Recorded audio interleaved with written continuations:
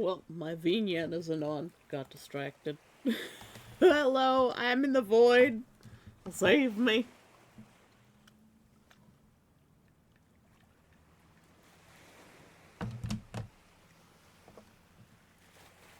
Not now, iCloud. No one wants to connect you.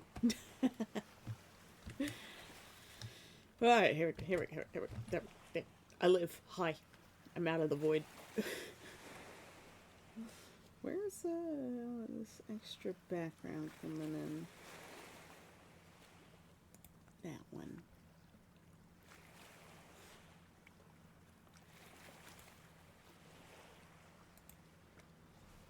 The person who helped you yesterday said it's broken. Well, then it sounds like you might have to replace it. Can you get someone in your family to help you? I wish you lived in Canada because Mewjuice, her nephew, really is like super into washing machines and stuff, and he's really good at fixing things. He gets old washing machines and fixes them to make them work again.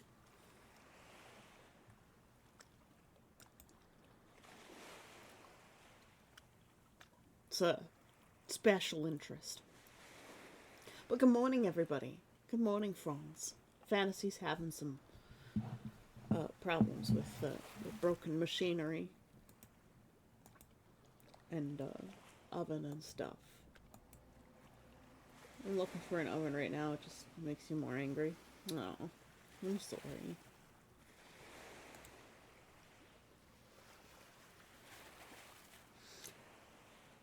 There's some people lurking in the chat. Hello, we're doing some basics today. I know you guys like to know basics. Nah, thank you for the hydrate. Here comes the Streech and the medicine reminder. I have to refill the medicine box. Oh god, that's a good stretch. Oh.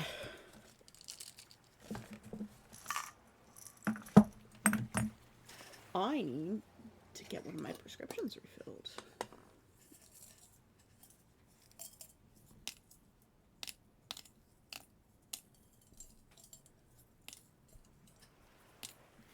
The thing I hate doing the most because my pharmacy is a pain in the ass. Drawing evil heads. Yep, we're drawing heads. We're learning how to draw heads today. Even though, like, I'm an accomplished artist, I find going back to basics really helps.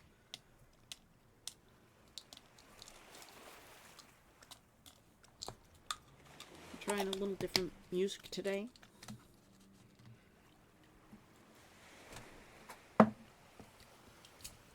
Yeah, alright. We got our 2 maracas for today. Whew! The ADHD medication. I opened the bottle. Whoa! The smell. It smells weird. Maraca time, everybody.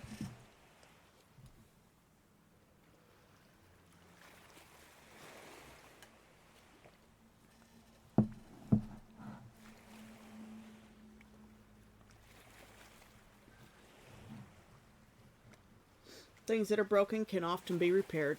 Yep. Puma, good morning. You sleepy loaf dragon. I love that emote. It's so cute.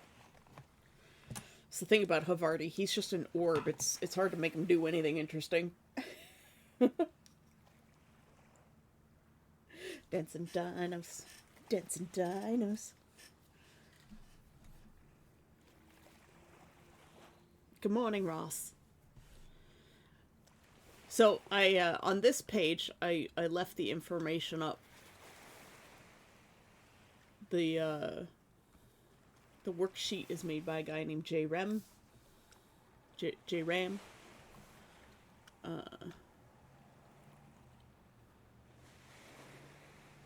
Not this layer. Hold on. Multiply. We'll go here. Hello.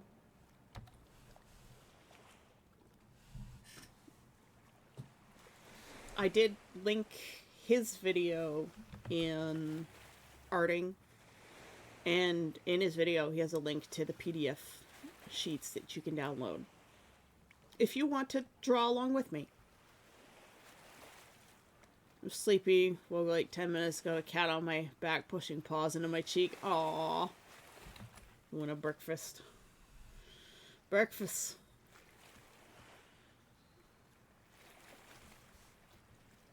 So I thought we would do some exercises. Because exercises for basics are so important.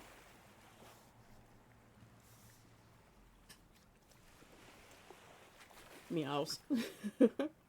Neph's boot, Ross's snoot. Is a holiday, so I get to hang with you guys. Woohoo! Well, if Puma wants to do exercises with us, you are free to do so. We're just drawing circles today, mostly.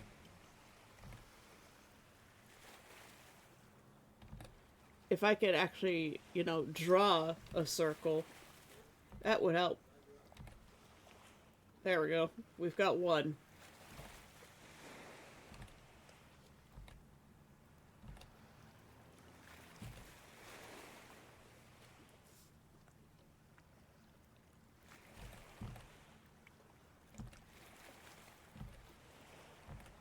And each circle requires me to draw 3 circles. That's also vexing.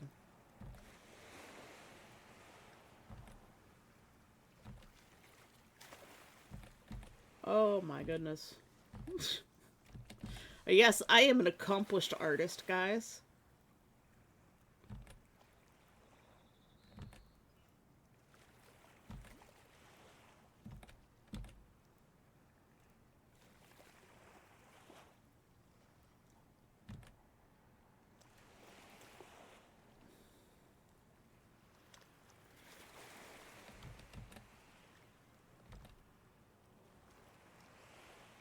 It's like clearly his circles were drawn with a tool. So we're just gonna have to figure it out. It doesn't help that I can't draw with my shoulder with the way everything is on my desk. I need a light over here. Might resume my doodle from yesterday. I have a nudes bald figure I left on my screen that requires clothing and hair. A nude bald figure. That goblin cleanup you were playing yesterday is really cute. Although the music was very repetitive. I found the music to be very annoying. Because the sound cycle was so short.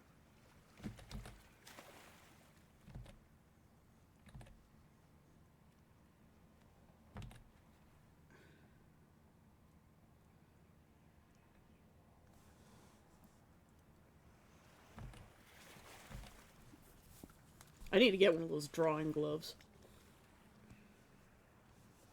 Wait, why did my color is gone.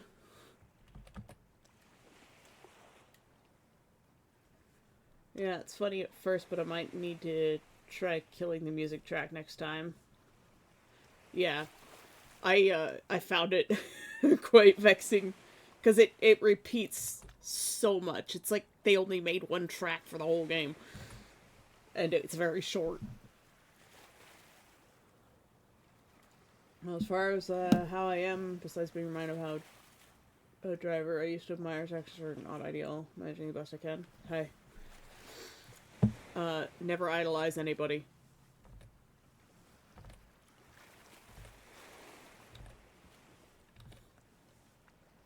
I keep learning that. Never idolize anyone.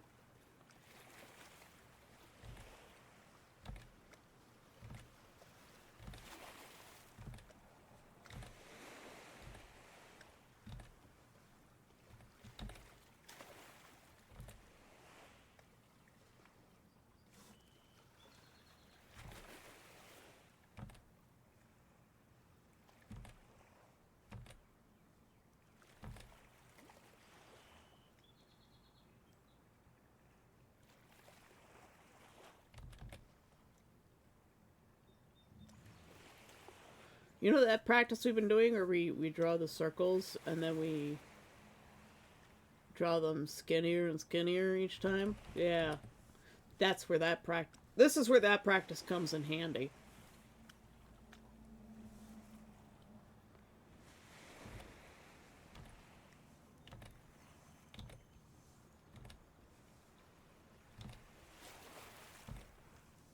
It is definitely easier to draw the circles when you use your shoulder as the pivot point.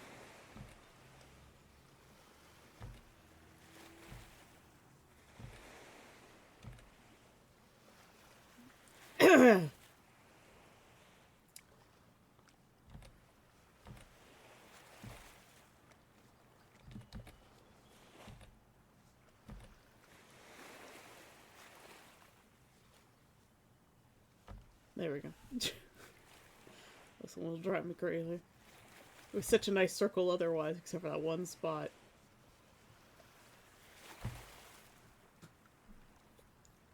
Sorry that, trying to manage things, motions included. Yep. It's fun, it's cheap, it's technically multiplayer if you're ever interested. I might.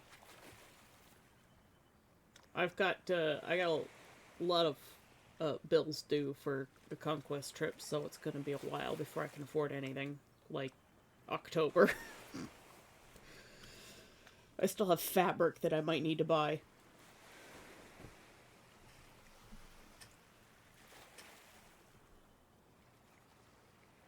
I think I'm going to buy my favorite snack from the gas station today. Do it.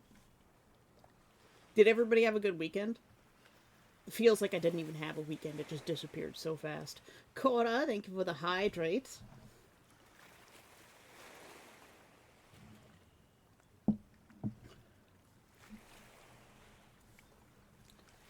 Hey, you have an informational friend today. Fantasy's oven is broken, her dishwasher's broken, and her washing machine, apparently. It all just broke at once.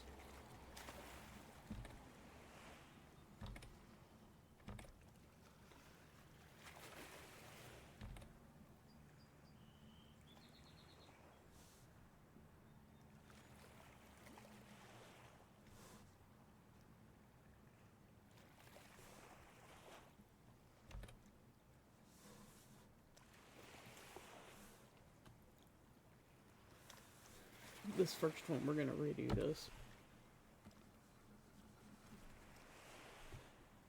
Let me clean up the edge on this one.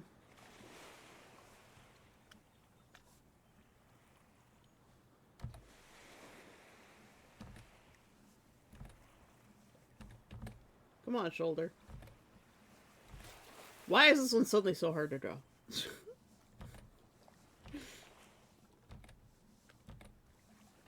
I haven't really woken up my muscles this morning.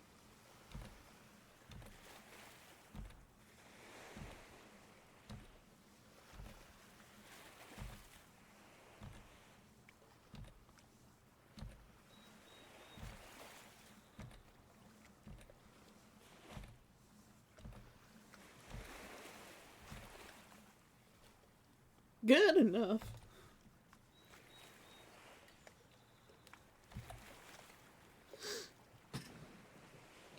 Also, while nowhere as upsetting as other things, it still annoys me how YouTube just puts story spoilers up for a TV show regardless.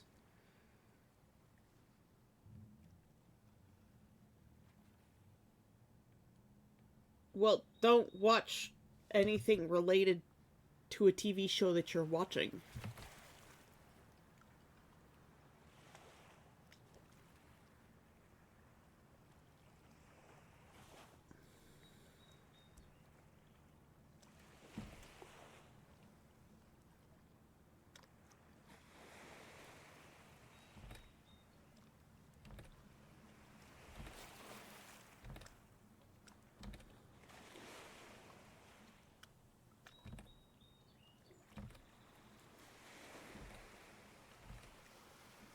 Use the shoulder, say.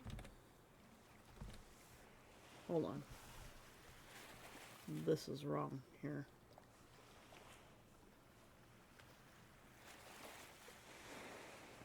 It helps if your sphere is actually a sphere, and by sphere I mean circle.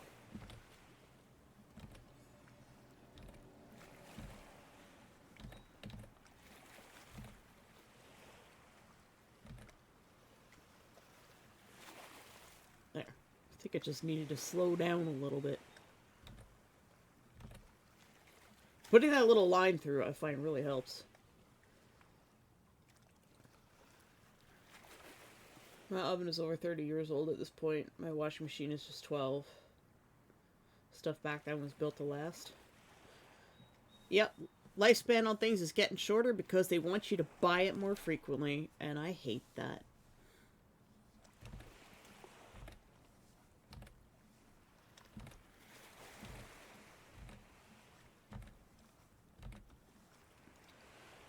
Oh, that circle's nice.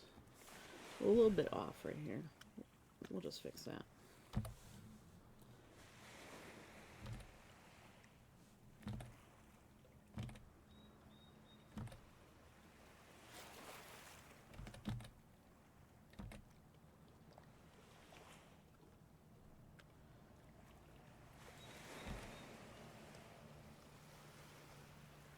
If I slow down too much, I get the wobble.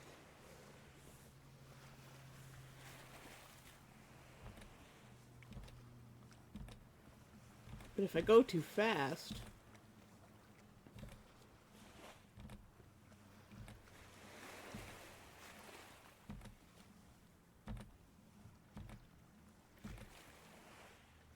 Ah, there we go. Catalyst shoots everyday person that looks at us. So why do people hate us so much? Oh wait, I already know, I don't care. Oh, yeah.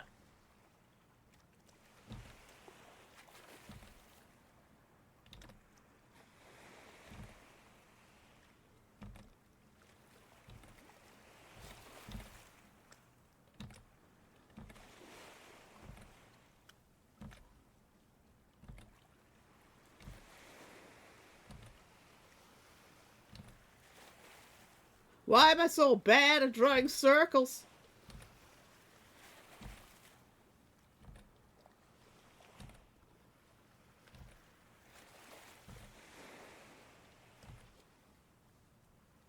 Guys, I'm so bad at drawing circles.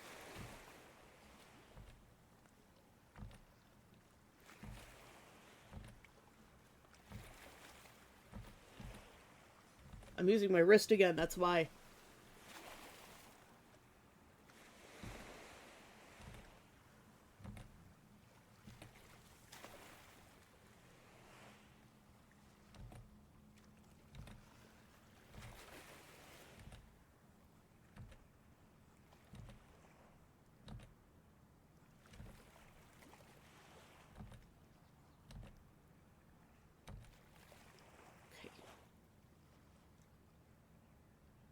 Okay. This one's a little bit different from the example, but it's alright.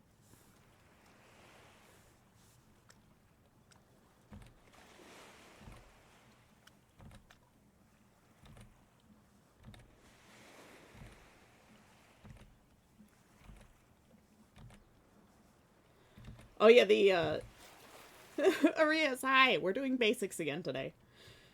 How you doing? The guy that made this worksheet, no, it wasn't this guy. It was another guy. The other one that I linked just before, the guy who made this worksheet, he did Eggy as well. He drew Egg. Could be better. Look forward to Lantern Shenanigans. I am excited for that. It depends, like, how big do we want it? I can design something that can break down into smaller parts, so we can make like a really big thing.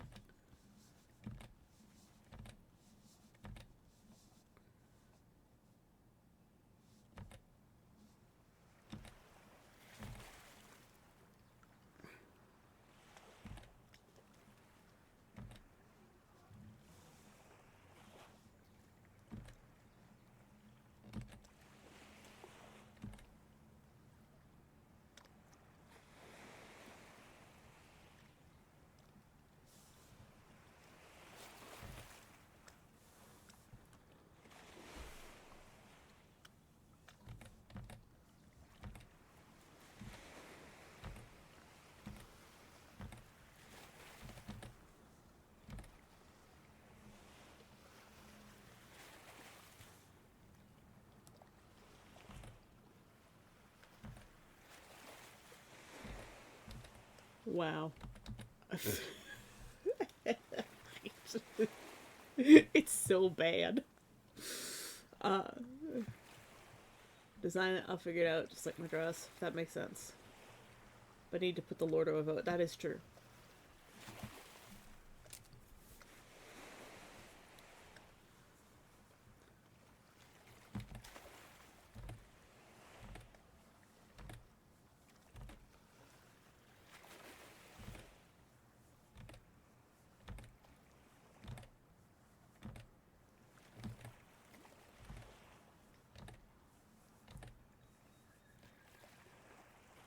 The design team has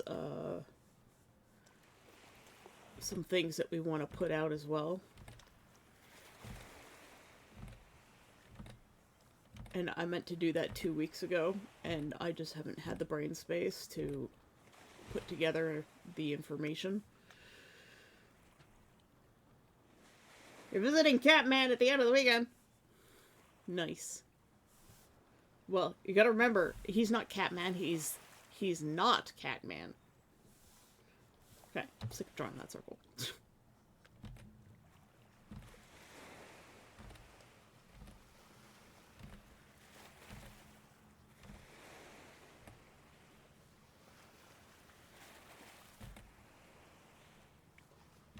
Oh my goodness.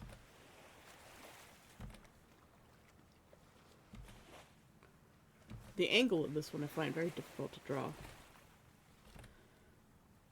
I'm gonna have to use my wrist for this one.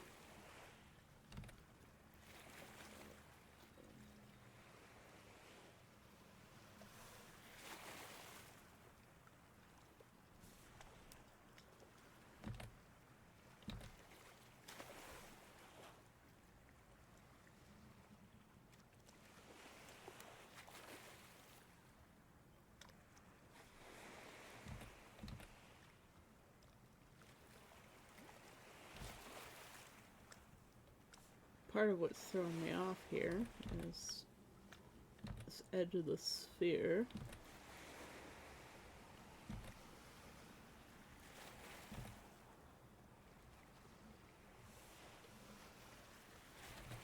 It's the wrong shape.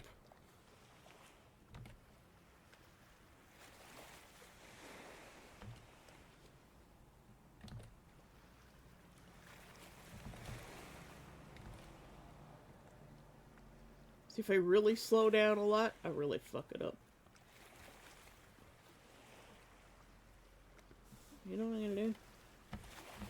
I'm gonna go to this tool and hit.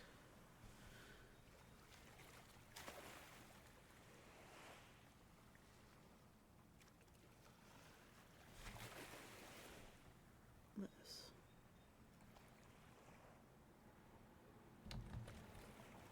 I even did that wrong. Look at that.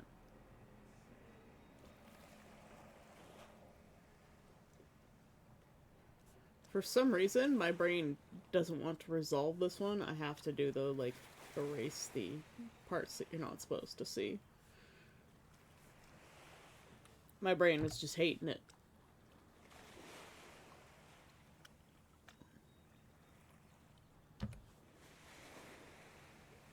Not Catman, Catman, yes.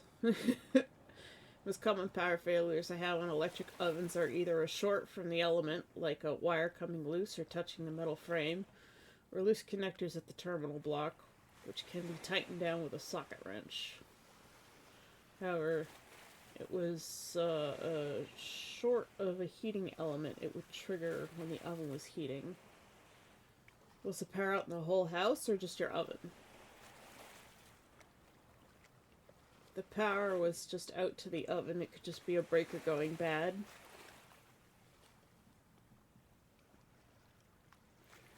But I don't know what your friend does that helped you. Yeah, like if it was like fantasy, if it was just your friend was just someone you knew and like they don't really know anything about appliances, they could take one look at it and go, yeah, it's fucked.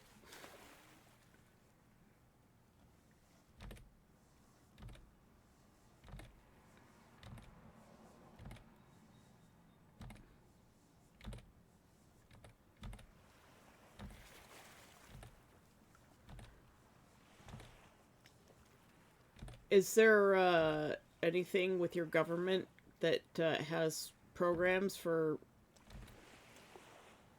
people getting appliances repaired?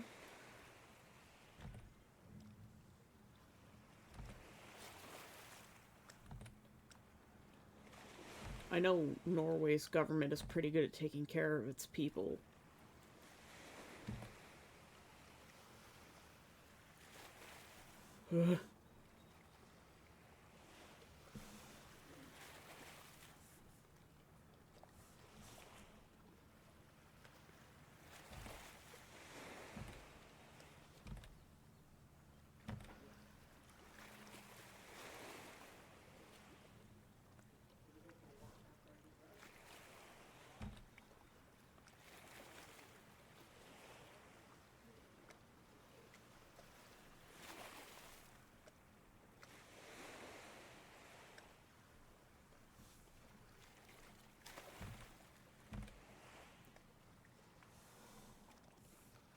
Okay, let's move on to cutting shapes. Prisoner Huntley was a janitor, and he said that the old stove caused a short circuit and caused a power outage in the entire apartment for almost 2 hours.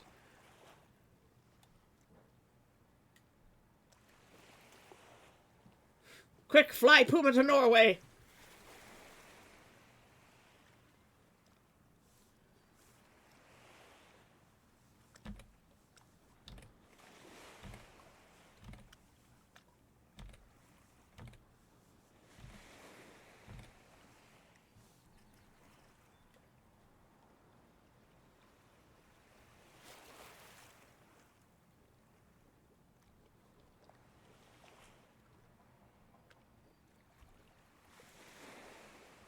There's something off about this.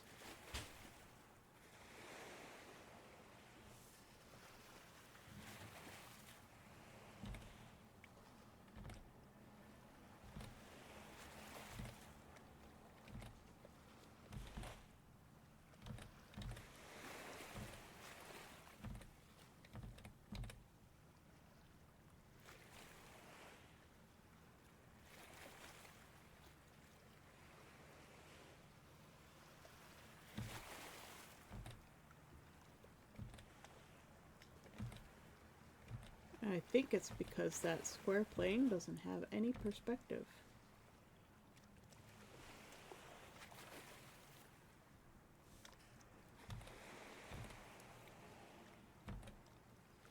So we're going to have this... We're going to do one more level up from this.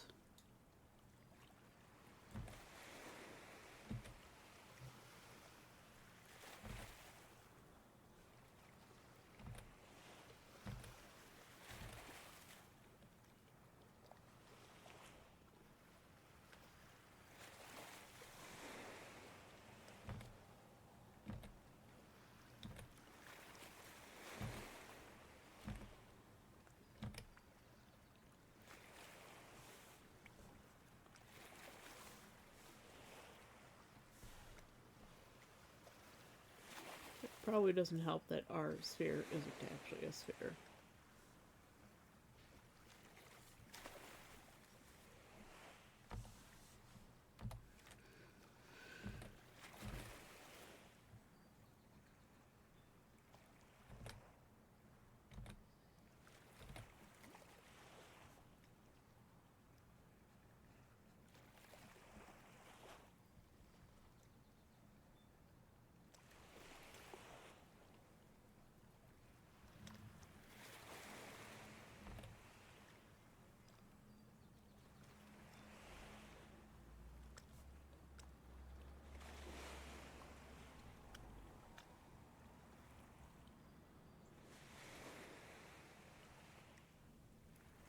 I think what was bothering me about his example is the plane that the sphere is sitting on,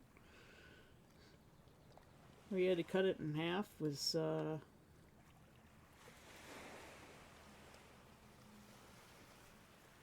not in perspective.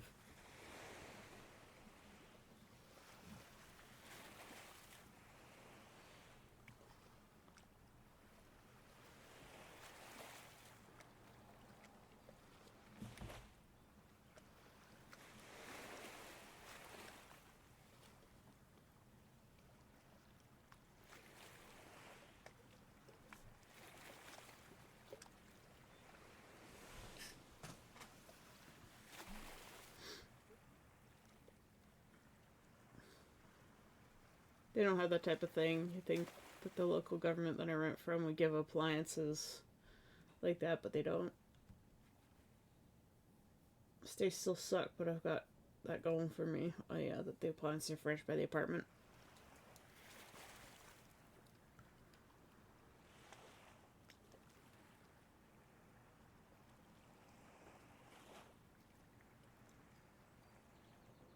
There's literally nothing that protects you from.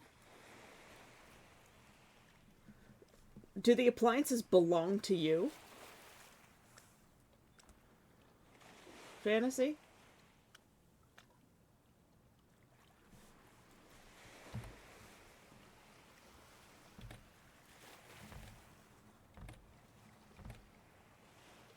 Okay, yeah, they're your private appliances. Yeah, then you would be responsible for fixing them.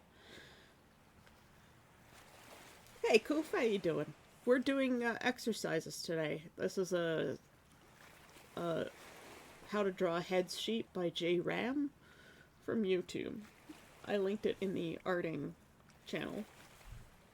So if you want to draw along with us, that's what we're doing. There's 4 pages to it.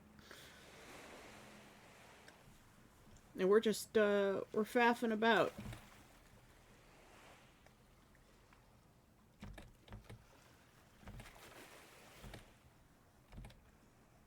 And I'm struggling to draw spheres.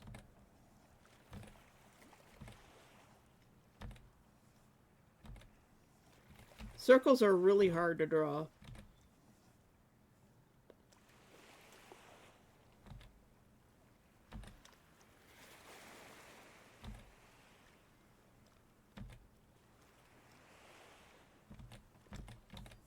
I'm gonna zoom out just a smidge. I think that's...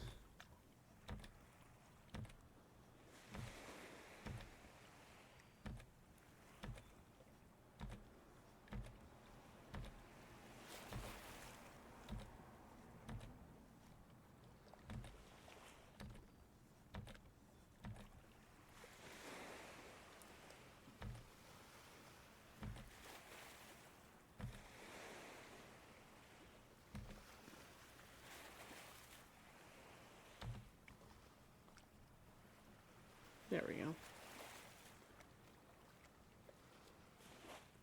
A little bit wonky here.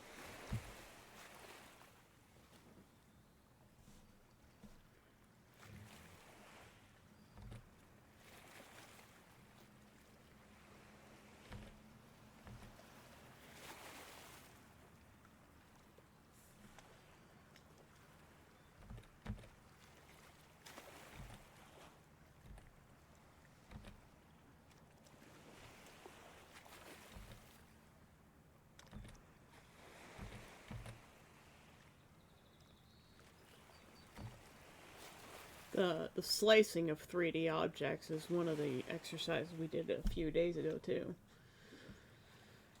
I'm gonna get a chicken burger today with sweet potato fries. Unhealthy as all heck, but tastes good. Hell yeah.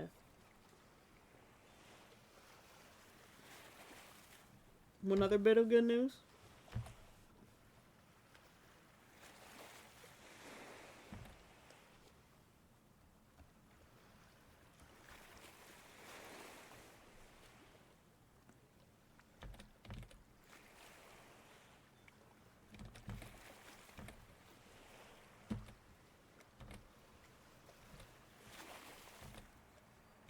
But I could just draw a circle, you know.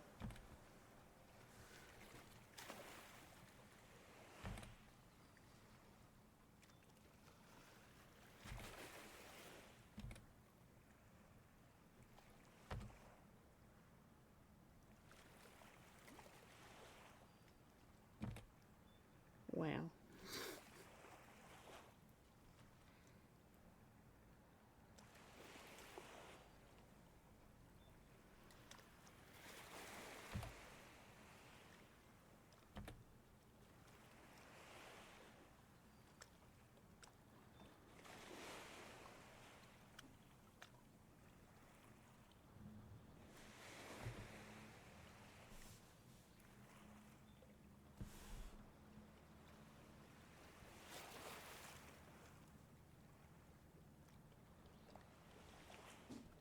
Good enough.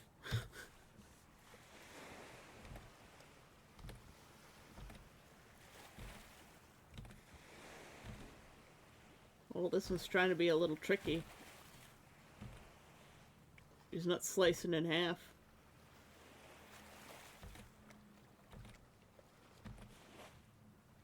He's only slicing off a little section here.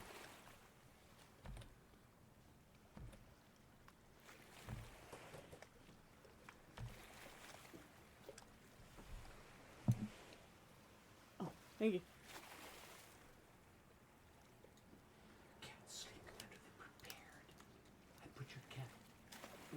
Sleeping under the prepared blanket I made for it.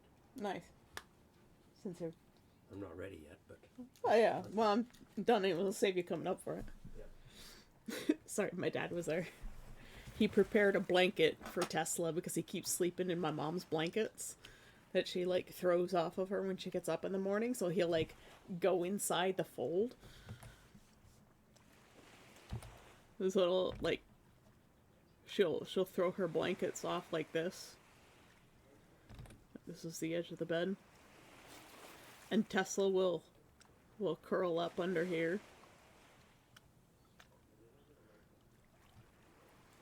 And so he'll like scoot in there and curl up.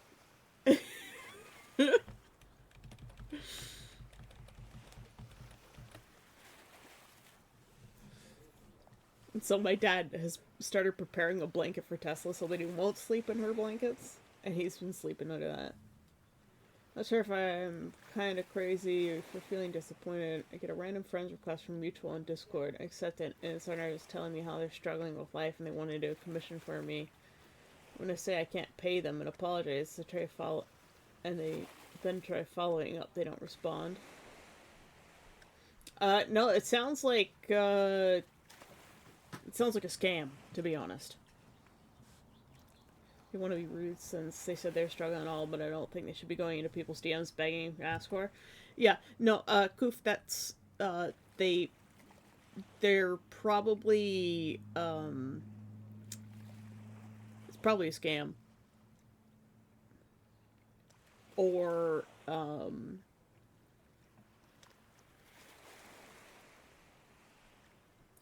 yeah, it's a friend request from a mutual, so, they're probably a compromised account of your mutual.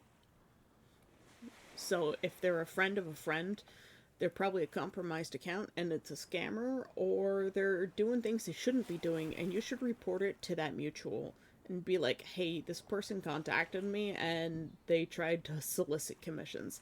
That is like the rudest thing you can do. That is a big artist no-no.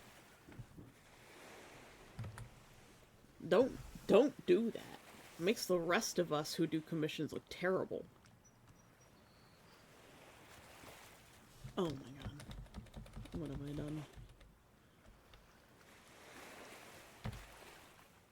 Squeeze me. I'm going to take this. For one, too big. I want it smaller.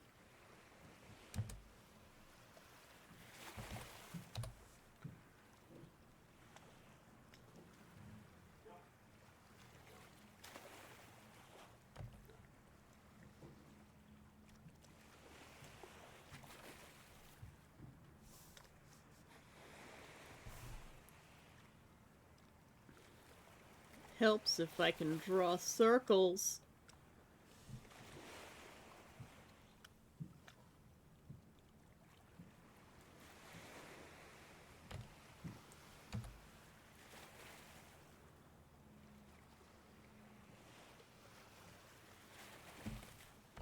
Fuck it. I'm gonna erase this whole thing and redo it.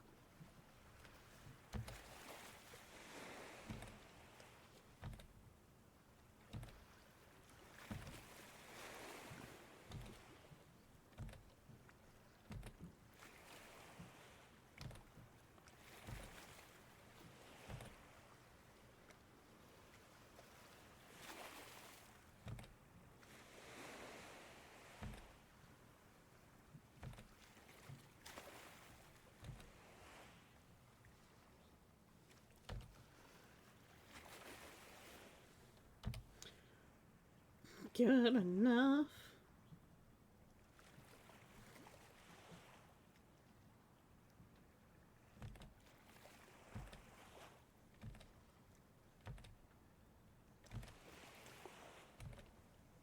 Drawing my wrist again.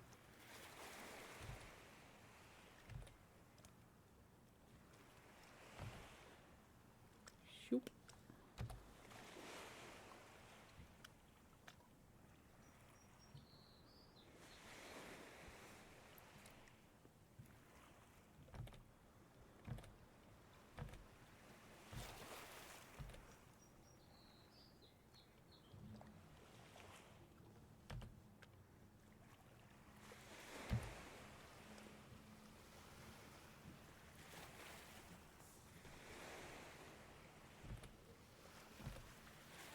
This was a sphere with a big slice taken out. Christ, why am I drawing the circle so huge?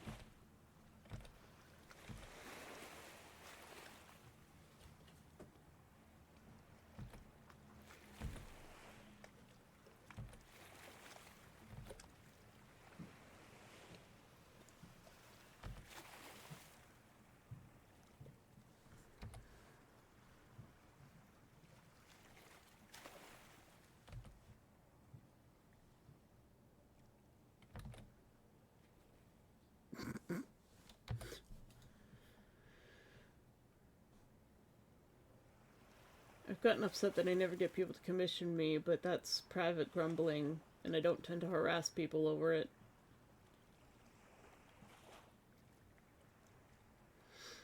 One artist I heard of had a full-on toddler tantrum because people didn't commission them. Yeah, like, people commission me. I still wonder why, but they commission me because they like what I do and they know I take commissions and they've had reliable reviews from people they trust. But like I should go out and seek more commissions, but I also don't. I'm still not confident in my own skills. I'm gonna redo this one.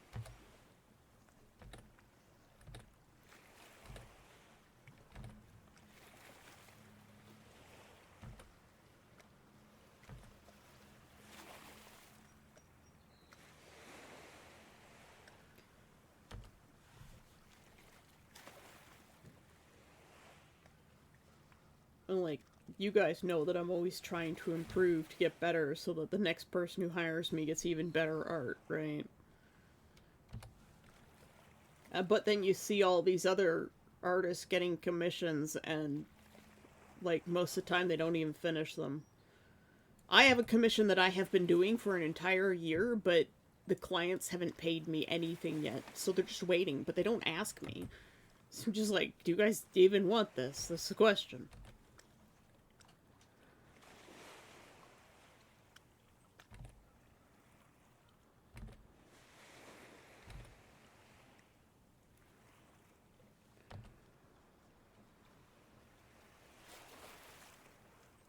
But whenever I message them, they're like, oh yeah, well, it's fine, take your time. I'm like, Jesus Christ. So I hope you put that money in an investment account, because you probably could have earned, like, at least $50 from it by now.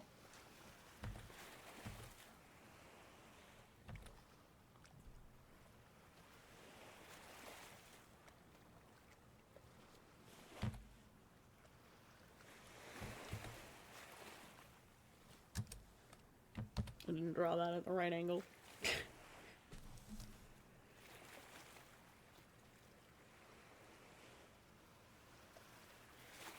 Okay, that's the first page done.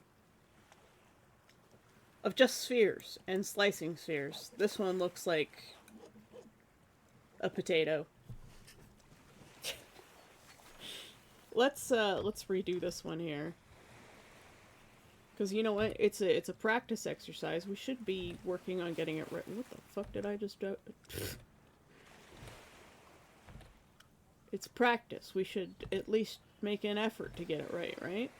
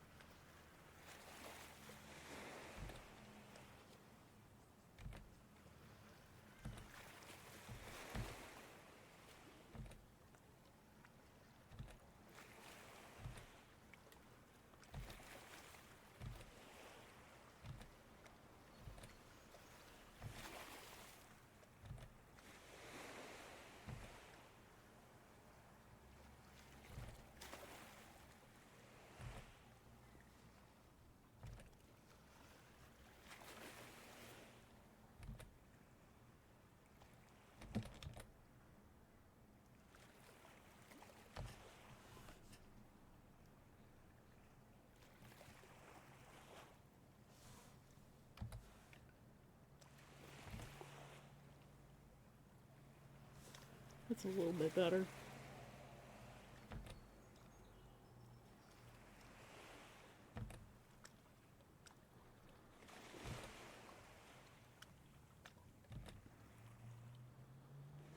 The squash dumpling.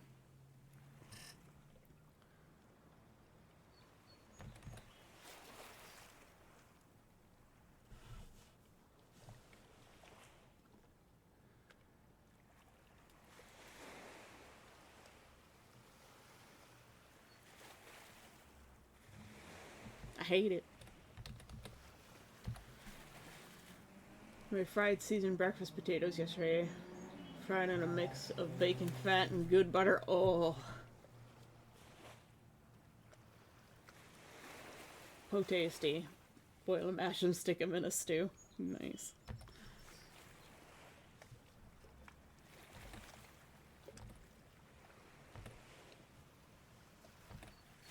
Look, I want to get this right. My biggest problem with this exercise is drawing the perfect circles. Because it's fat right there, and it's squished right here.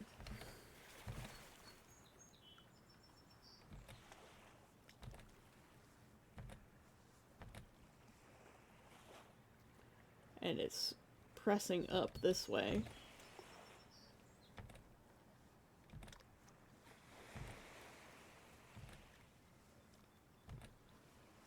Whoop.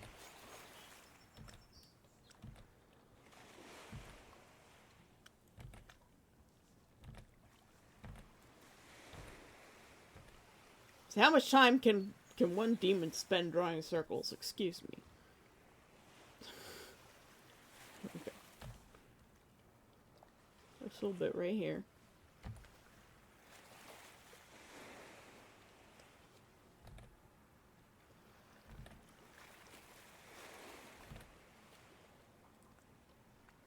You know what I'm gonna do?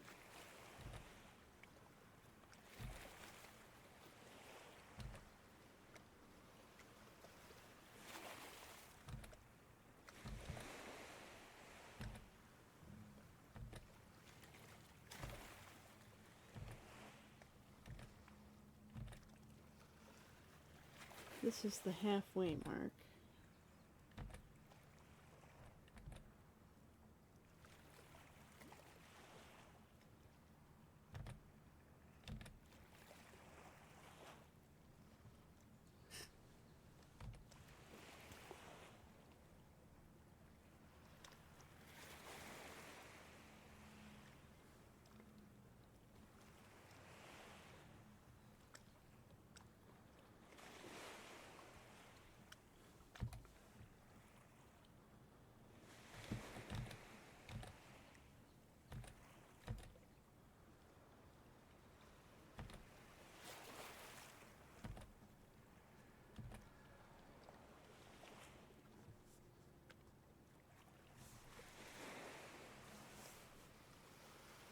Part of it is my arm doesn't like to twist that way.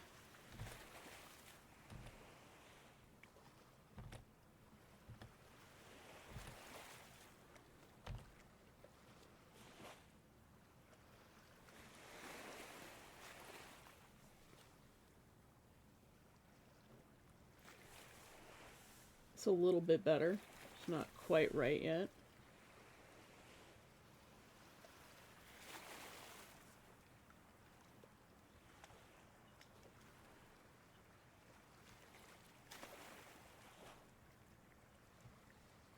Our little potato dumplings a little bit better.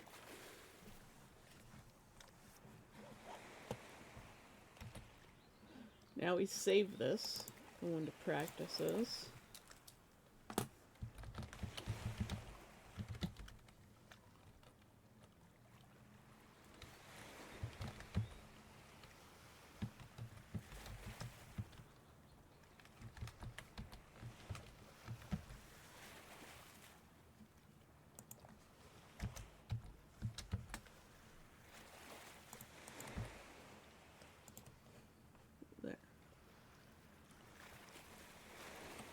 saving.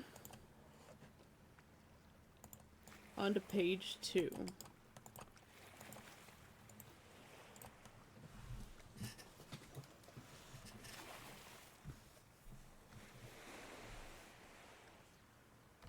You just feel overwhelmed?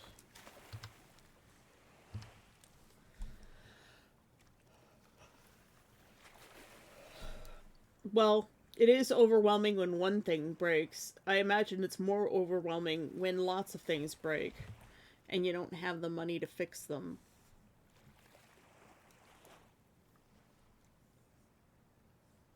Can you ask your family for help in finding replacements or getting someone to repair them? Maybe you can do like a work exchange for a repairman since you can't afford anything. Like, I understand that affording things is difficult. Like, is there some mending you can do? Because I know you can sew. Gardening. You know, in exchange for having someone come and repair things. Check your local Facebook groups to see if there's somebody who can help you. There's always options. A few days ago, watching Invincible, as my house is really a case of doing what is needed to save humanity and hating yourself every step of the way without hyperbole. Personally, this way to close off closet leaking poison gas, and despite nearly dying as a result of that and getting treatment, is very, very sad. 17 innocent people died anyways. In fact, the reason he kept the scar on his face was to remind himself of his mistakes. I think he's stupid.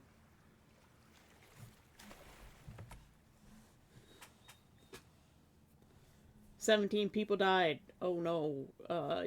Did he cause the problem?" No.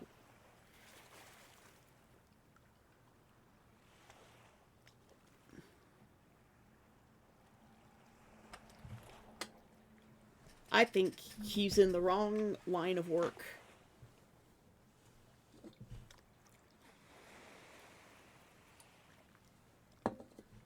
If you feel bad for not saving 17 people,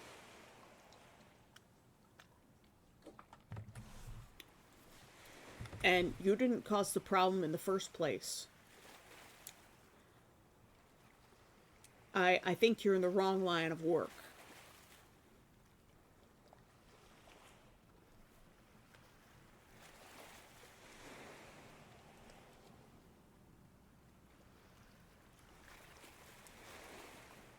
This is why I don't like superhero stories, because the hero is always the one that suffers. And they're like, oh, I couldn't save these 17 people. How terrible of me. And then, oh, I'm gonna keep this scar on my face because to remind me of my mistakes. What mistakes? You didn't make any mistakes.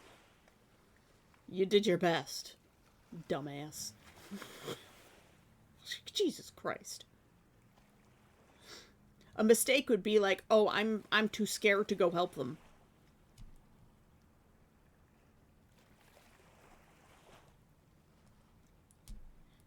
And then they died because of that.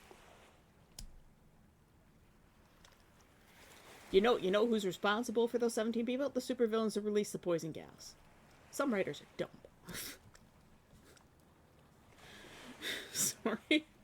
I have big problems with people that blame themselves for other people's problems.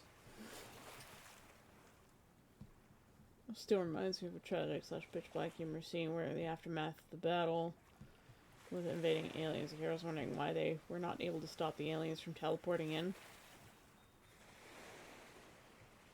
One superhero sliced in half. Well, guess what? They wouldn't have been able to stop the alien invasion if they didn't exist. Oh no. Oh, we weren't able to stop these aliens from teleporting. Okay. And? Sometimes you're taken by surprise. It's not your fault. Duh.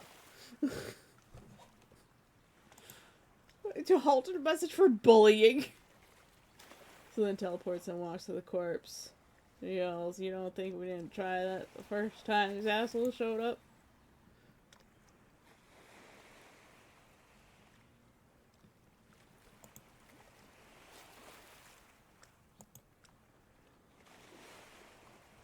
Yeah. Sometimes you just can't do anything. Shit happens. And blaming yourself for it happening is really stupid. Then again, like, you know, that time my mom tripped in front of me and smashed her face on the ground, and I was standing right next to her and I couldn't catch her. You know, I I feel anxious every time somebody stumbles near me. And like my mom lost her memory for like a couple of hours. Her brain went like a full reset. She doesn't even remember the incident. Um uh a little hard to talk about. I don't blame myself for not being able to catch her because like it happened so fast that like there's no, you would have to literally be Spider-Man to or Superman to be able to have caught her. And I have come to terms with accepting that accidents happen, and even though I was right there and I probably should have been able to catch her, but I would have had to have had the reflexes of Spider-Man or Superman. It took me a little while to get over that, but shit happens. You can't change it when shit happens. Like your appliances break. There's shit you can do about it. Jack shit. Nothing. Absolutely nothing. You just have to accept that shit happens sometimes, and that you have to find a way to accept that that happens, and you have to march on.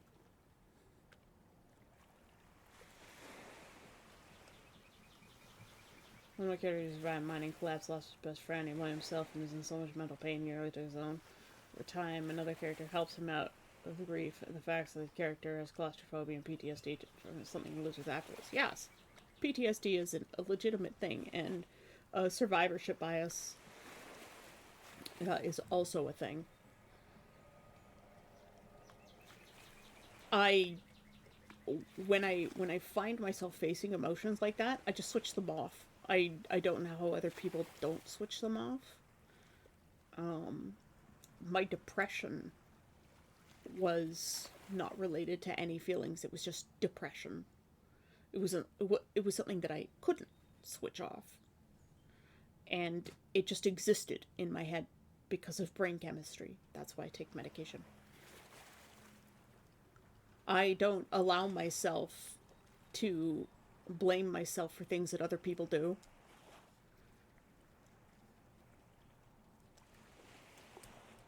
It's like the whole thing with Good, you know, where he's been arrested. Uh, he's out on bond right now, so that's the update there. Uh, and yeah, he got caught with some pretty bad shit, and life's falling apart for him, and the whole community fell apart, and it's been hard. And you know, I supported him for so long, and if he really is the kind of monster that he's being accused of being, you know, I had spent my whole life wanting to be a police officer to protect the world from monsters like that. And but I can't blame myself because predators are so good at hiding themselves. Like there's no way I could have known. I don't know the man personally. Even the people who knew him personally are shocked and flabbergasted. And that's usually how it is with serial killers and major predators. They're just like, there were no signs.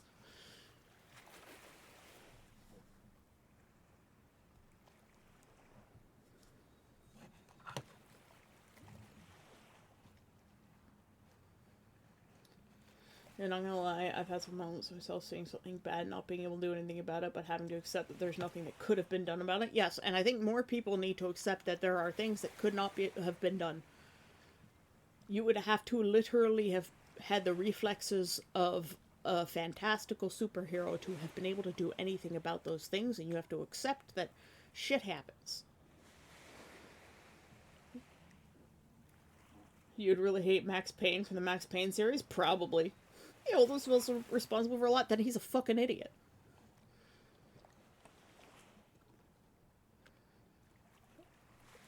Is that the two friends had two different reactions since they're different people? Yes. And that's good writing fantasy.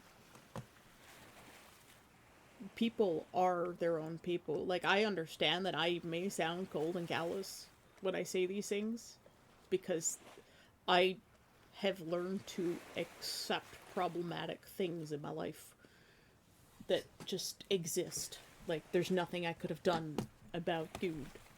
There's nothing I could have done about the things that happened in Skill Tree. There's absolutely nothing I could have done about that. Because people are their own individuals and they all have their own perceptions, and the way we perceive reality is completely different from another. So when it comes to social interactions, sometimes there's literally nothing you can do about it. Like what happened to me in the past. I had no idea that people hated me that much. And I was just... And it lived within me for so long. And now that I'm finally here, with people who come here every single day just to see me and talk to me and hang out with me, is like, it is so precious to me that you guys are here and you put up with my stupidity. And my days when I'm boring and quiet and doing basic fundamental exercises and struggling to draw spheres.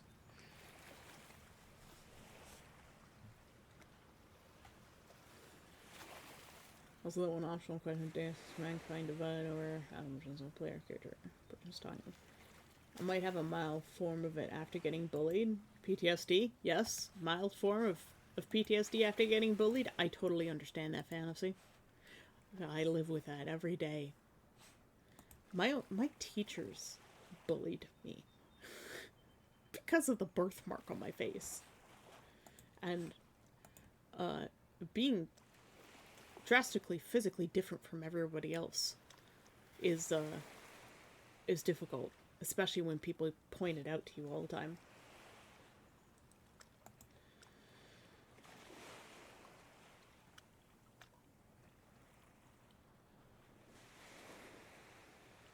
One shuts down, one stops talking, trying to hide away, the other drinks more and gets aggressive and fights more. Yep, that happens with PTSD. Human brains are wild things.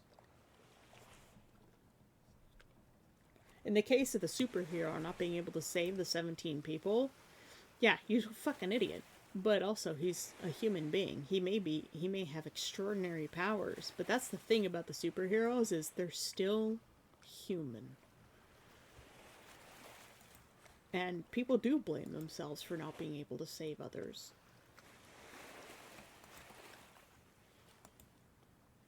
Like, it is a thing that people go through. Survivorship bias. And he's probably thinking, I'm a superhero, I should have been able to save these people. And it's like, nah, bro. There's nothing you could have done.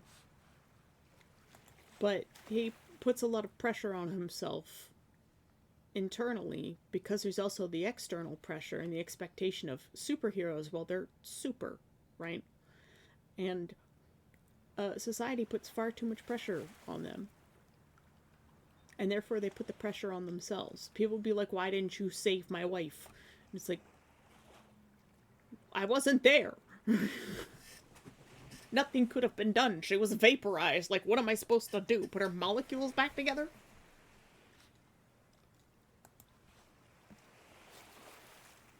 It's, you know, and then you look at real life tragedies like 9/11, all of those people that died because an engineer took some shortcuts, or a company took some shortcuts because they didn't want to pay for the steel. Like, do you think the people who are responsible for that blame themselves? No, they don't.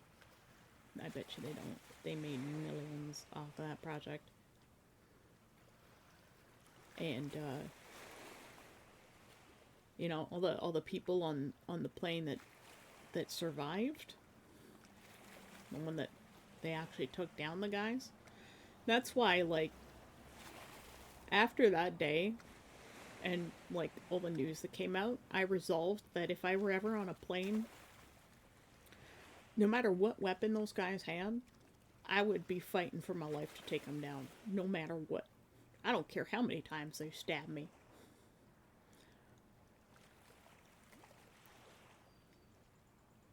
But then you look at the incident in China a couple of years ago where the pilot is the one who put the plane into a nosedive as a revenge against society. Like, there's jack shit you can do against that.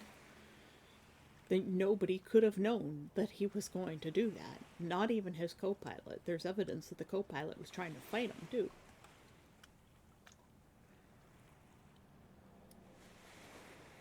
So, like, the only people to blame for that incident, the Chinese government that drove him to be in a situation where he felt he had no other choice but to take revenge against society, because he couldn't take revenge against the government for their corruption. Sometimes there's just nothing you can do, and you have to accept that. Like, I would love to be able to stop all the pain in the world and the suffering. I would love to be able to make sure that, you know, everybody has universal health care and they have a roof over their heads and food in their pantry. You know, the basics. That's why I want to do LARP Town, is because it's something that I should be able to do one day, and to help the other people around me that I know and care about, like you guys and Neff and, you know, my friends here in my city who are all struggling to get on their feet. You know, to build up a savings account so they too can have the benefits of, you know, our market. They can have savings that, you know, brings money into their accounts each month, like I have. But, you know, I don't have much.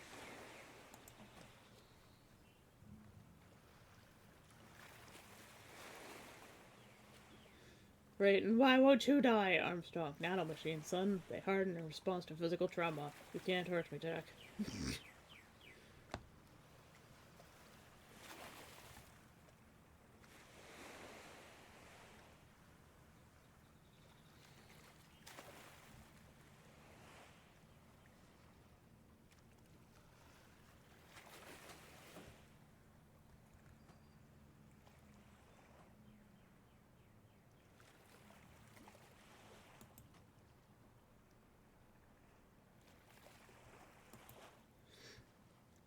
Yeah, well, that's the thing. Like, if you're the captain of a ship and the ship's going down, you don't get off that ship until everybody else is off too.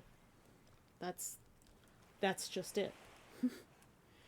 And there was a case where a cruise ship was sinking, and people did die, and the captain, turns out, fled pretty much right away. And he was charged and put in prison. He was charged with negligence causing death. Okay, so Spheres 2, the second page of this exercise, is about building the human head. So we started with stage 1, which was drawing circles. Stage 2 is drawing circles with the extra slice cut off. And that little slice is, you know, how people's heads aren't spheres. You know, you've got the little jaw and stuff, which we'll come to in the next page. The heads are not circles. They have a sphere shape to them. But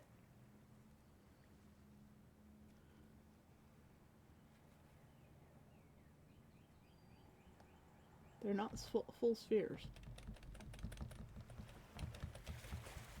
And this is a fundamental that a lot of people forget, and this exercise is for taking that circle and learning to confidently cut off that edge of the skull from any angle.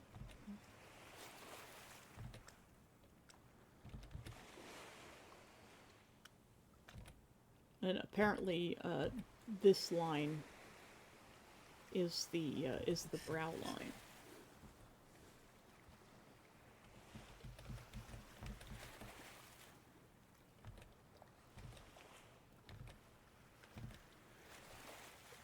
he didn't put enough of a curve in this one. It should be more like that.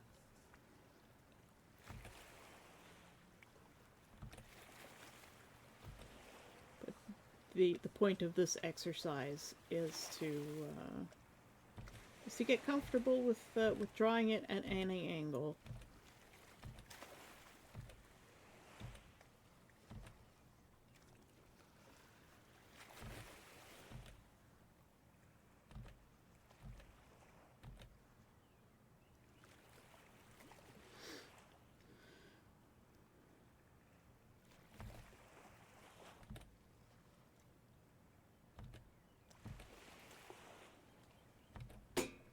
So if you look at this, the way he's done it, so he's drawn the sphere and then the one in the middle is the brow line. And he's done that little slice, like this one here, where it's just part of the sphere is cut off. So if this were the center of the sphere,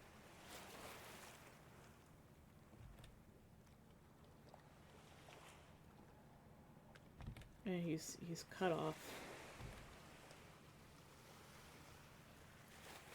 He's cut off only an edge of it.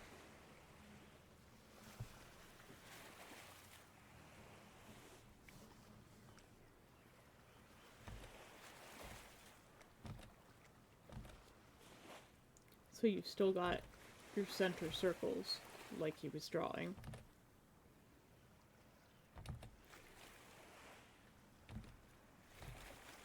Thank you for the hydrate.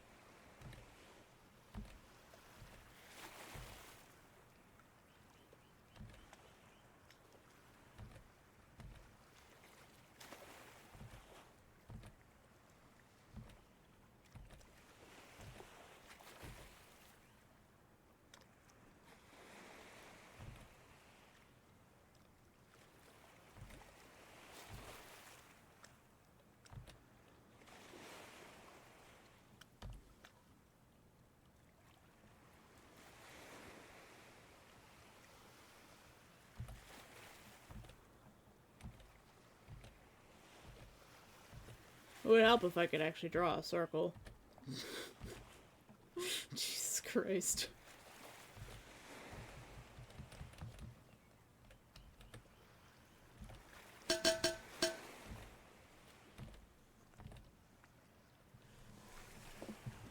Hi, Conk. Thank you for the hydrate, and Fantasy, thank you for the other hydrate.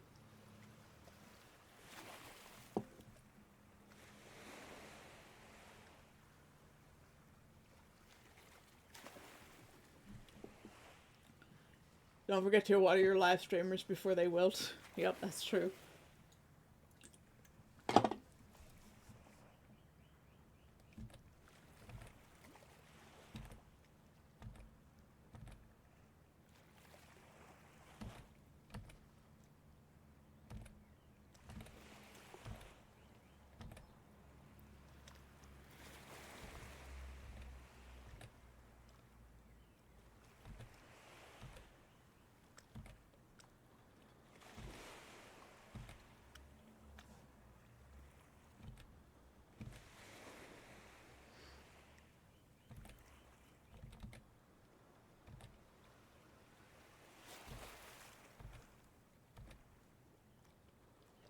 So for people that want to draw, this is a pretty important exercise. If you want to learn how to draw pretty much anything, you have to be comfortable with being able to slice and extrude and reshape basic 3D objects.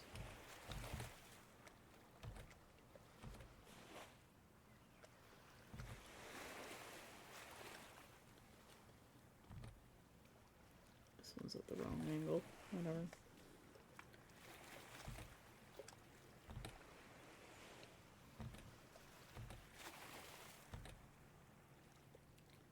Oh, that's a pretty decent circle.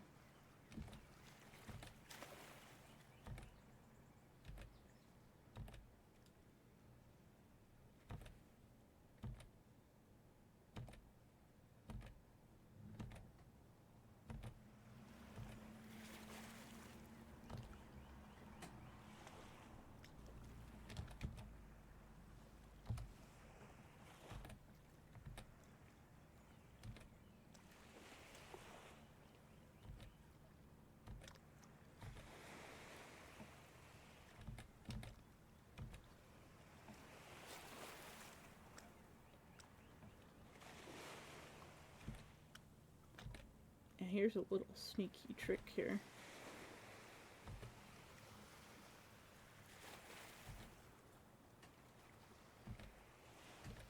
You can draw a cylinder in here.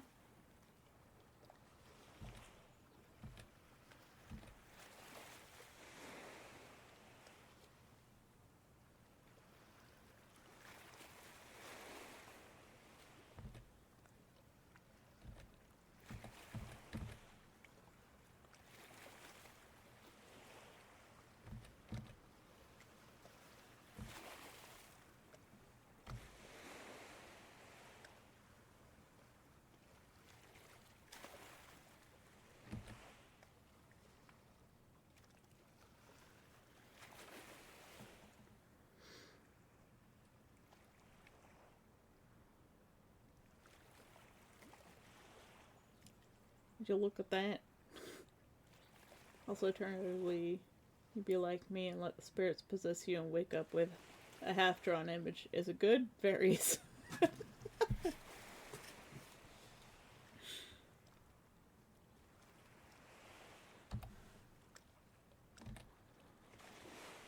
you see, he kind of left that off on this one. But I noticed.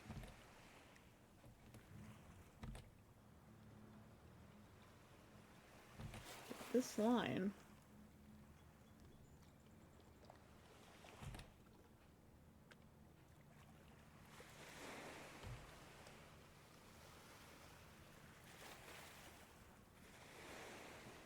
should be there.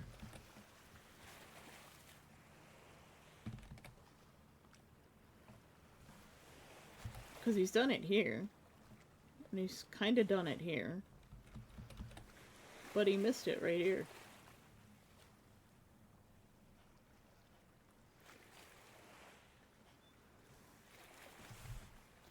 It should be a little bit out. Well, there we go.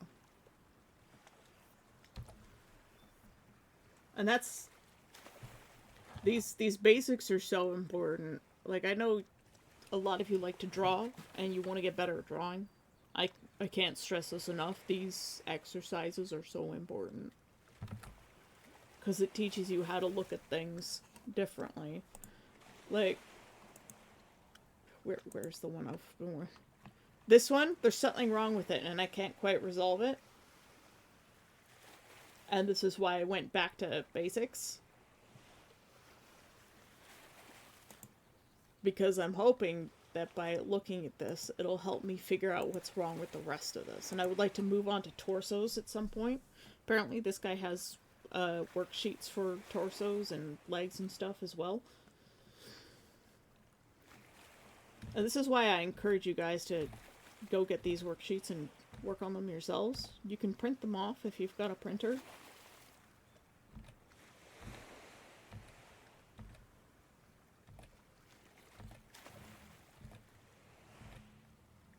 And you can just do them with a pencil.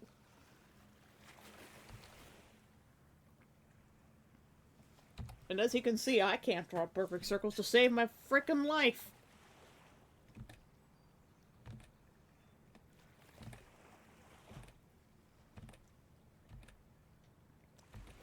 This slice is a little bit more down.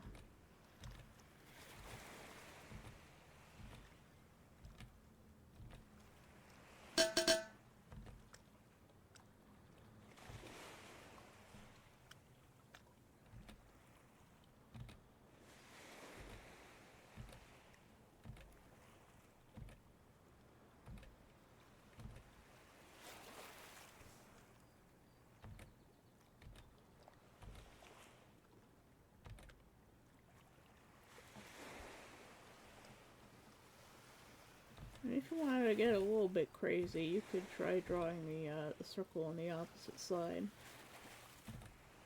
Draw the cylinder between them.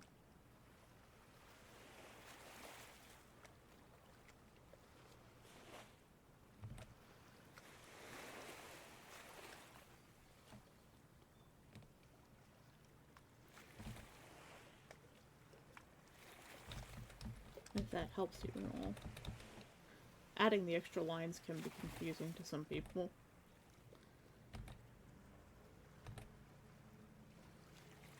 This one's just misshapen. Hydrate and dihydrate. And dihydrate? Oh, God. I didn't choke this time. Okay. I'm good.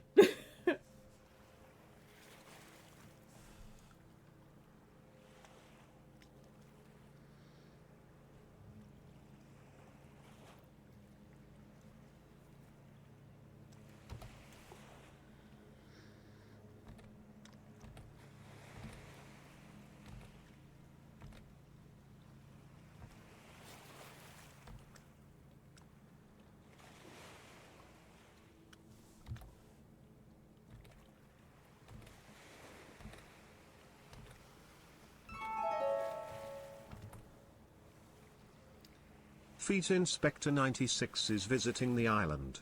Welcome back again, Feet Inspector 96.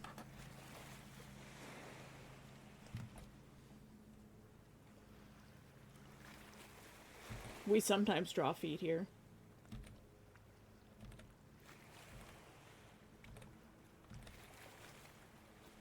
Not often.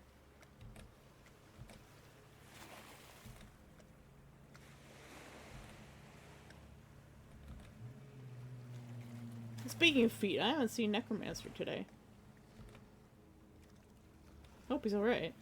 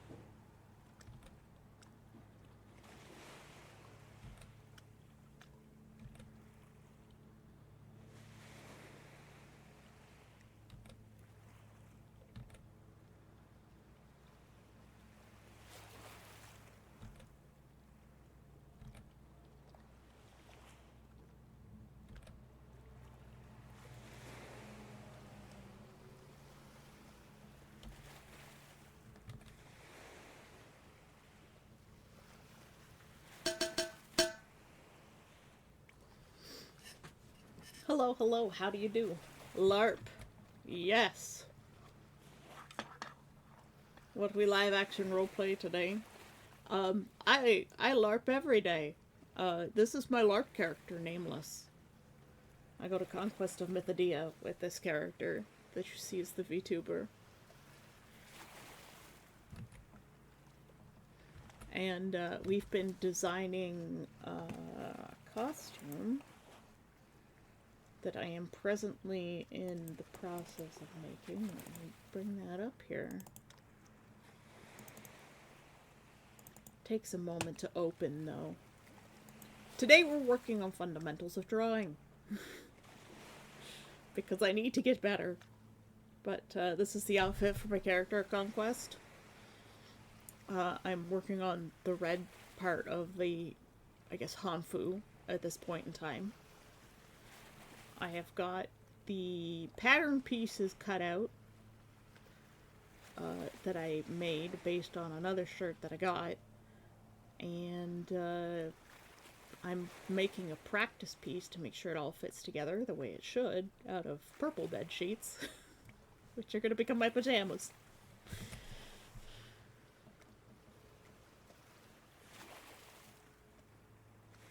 I probably won't have enough time to make the cloak before August.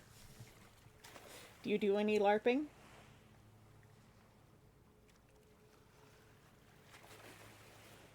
I feel like you came by a few days ago. Death, thank you for the hydrate again and again. Clothing isn't even dry. Should hang it up in the sun.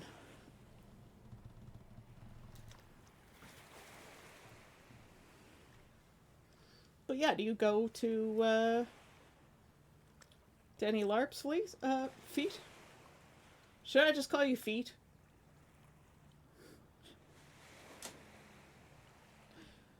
The pollen is really bad today. Oh, I'm sorry.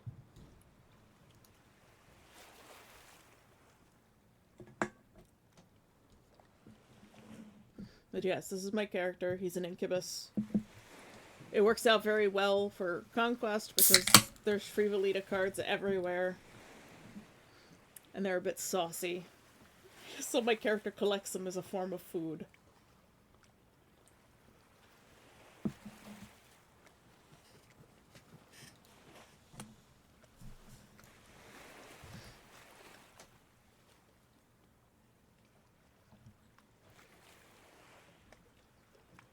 Yeah, I'm gonna have to finish cutting out that, cutting out the test piece today after stream.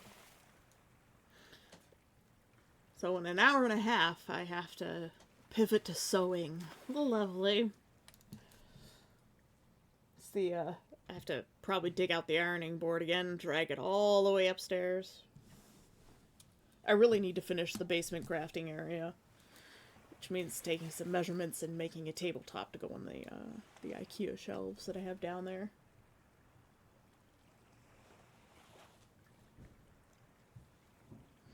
I don't think I'm going to get the white piece done, the like little side skirt. Crafting night has been canceled indefinitely. We don't know, I don't entirely know why. I'm a bit sad about that, but Kavach needs to bring me my embroidery hoops, and I was like, oh, nice craft night, can you bring me my embroidery hoops? Because my dad gave away a whole bunch of crafting supplies, and so Kavach is just holding on to them for me because she knew that I, you know, wanted them and used them. And they're, you know, actual wood, not bamboo. The bamboo ones aren't very well made. These ones are like antiques, and they're made out of wood. They're very nice. The house owner stolen a pony from its owner. So I think the pony's been illegally slaughtered. Well, I hope they get caught. LARP like the game, or a LARP like the world that people call fake fans? What? LARP is in live action roleplay. Aline, hello, how are you doing today? We were doing some fundamentals practice.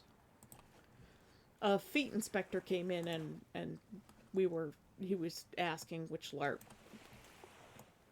what we were LARPing today. Today we're LARPing as real artists.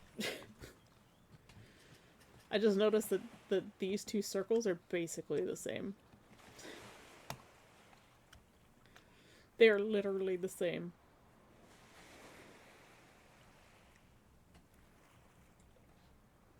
I didn't even notice that before.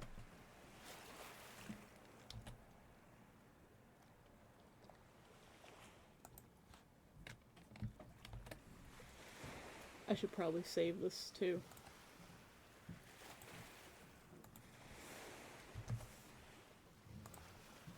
There, this file is at least getting saved. Hello? Files can't be that big.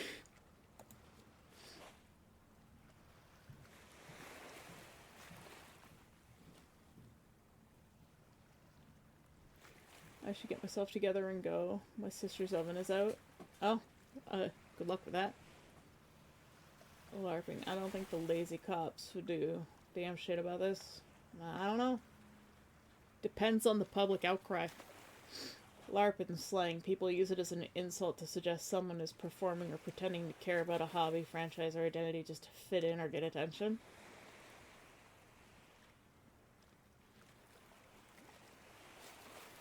Yeah, they've absconded our hobby name and have bastardized it, and I don't think we should do that. Moonfine say, have you been this morning? I've been good.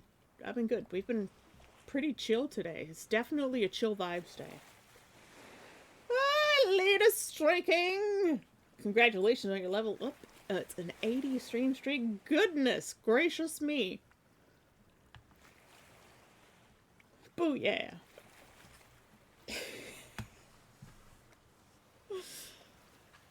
Well, I don't know what Feet is doing, but he hasn't said anything. But yeah, I have LARP as one of my tags, so if people are looking for LARP stuff, like, you know, connect with me.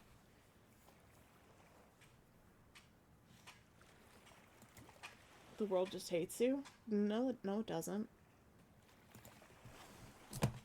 I know it can seem like it sometimes.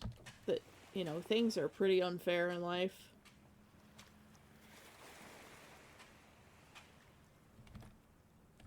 But it's just perception.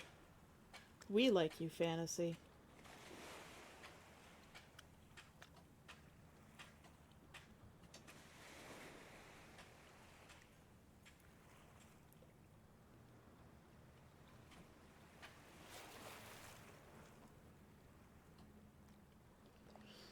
But I understand the sentiment. The universe hates me too.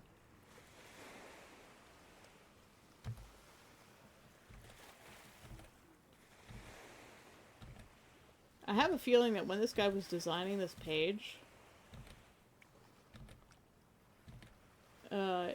he was too stuck in the, I'm drawing heads phase. Because you notice he's got like a little point here. And this is more box-like.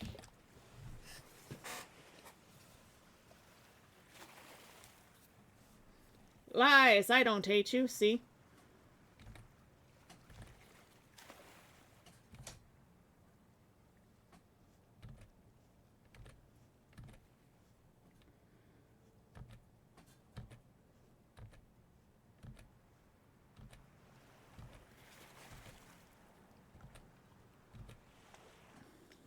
Yeah, there's something about this one, like he's done something here that's... He was too focused on drawing heads and not drawing the sphere with the slice off of it.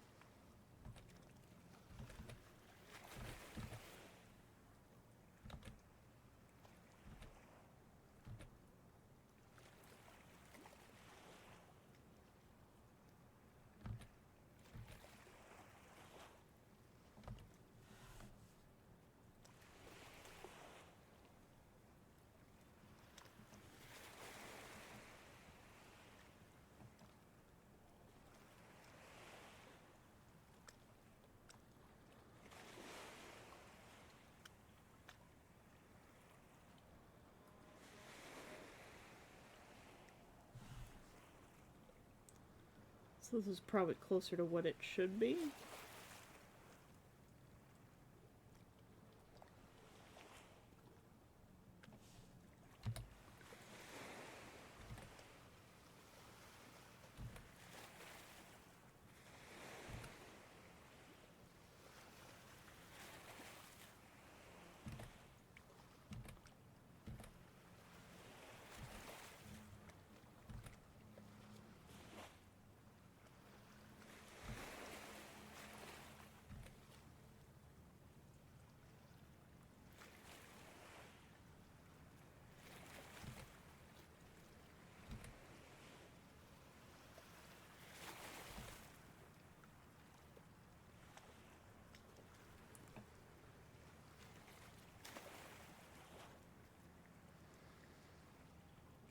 Thank you. Most of my stuff is broken down, so I'm overwhelmed.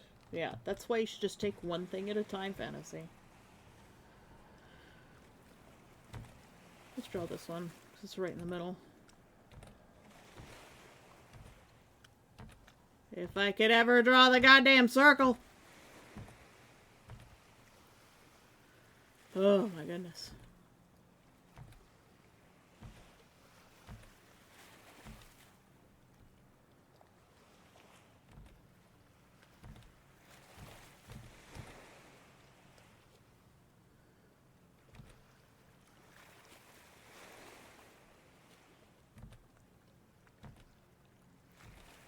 See, sometimes he draws the line straight, and other times he draws it curved, and it's driving me crazy. It's not the best practice sheet.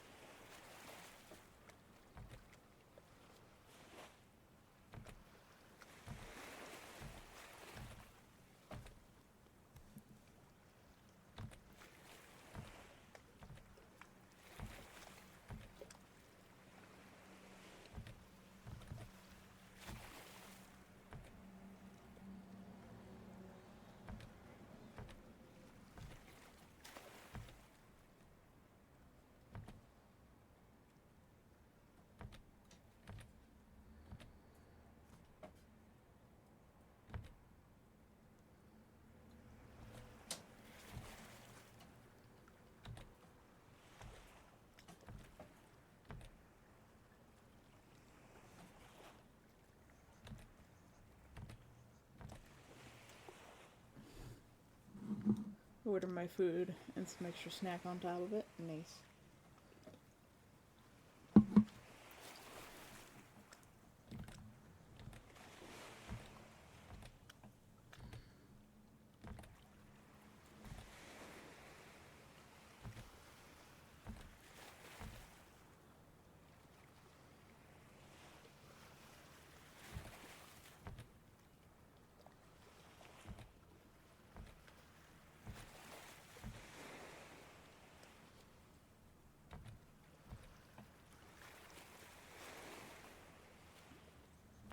This one's almost a side view.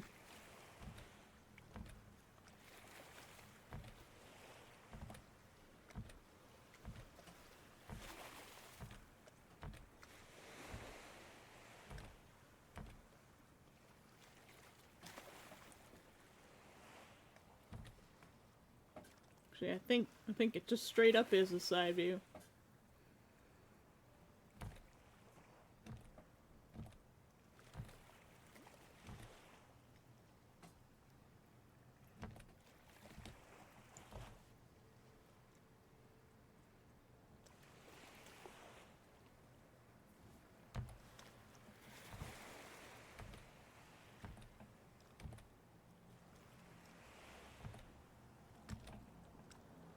Yep.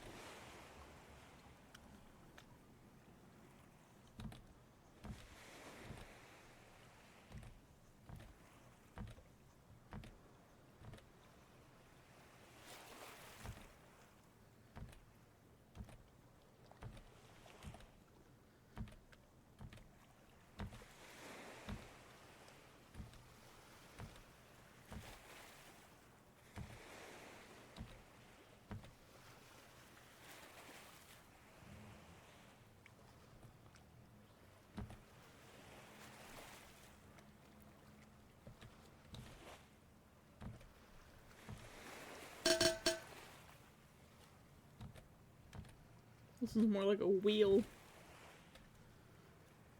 It's so skinny. It's like a cheese wheel.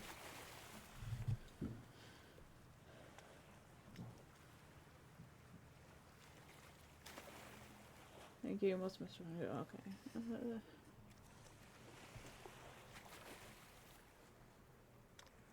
best way to see it is someone who's alive or ask them about the most basic question about the lore from the franchise that they know of fandom will know. Like inside jokes and iconic character names. The actual hell, the bus doesn't go today just because of a stupid red holiday. You'll have to use your legs! I'm gonna take a quick trip to Little Demon's room. I'll be right back.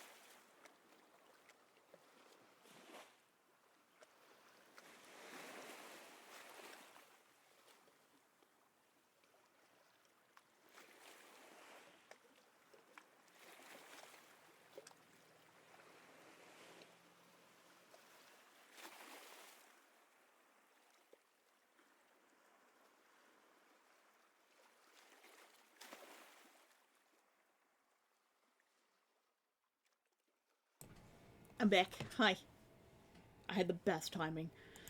My dad was about to help my mom have a shower or wash her hair for her because she can't lift her arm very well.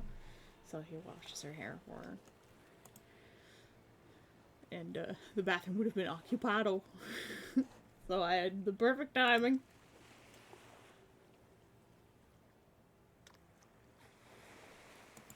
You had to work today? I was walking 1 kilometer so that my food will get cold.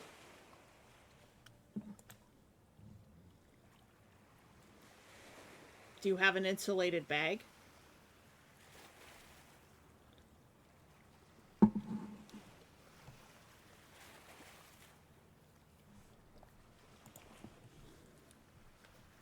One kilometer's not very far.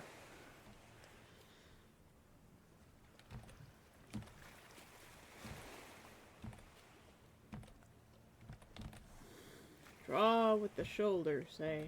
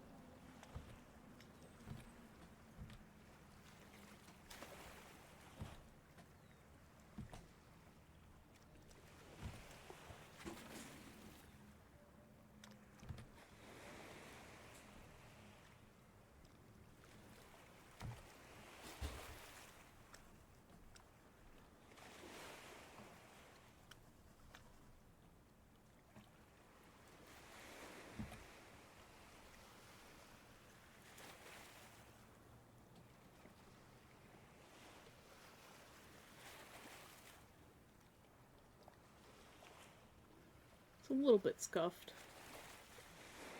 Mostly because, you know, can't try to save my life.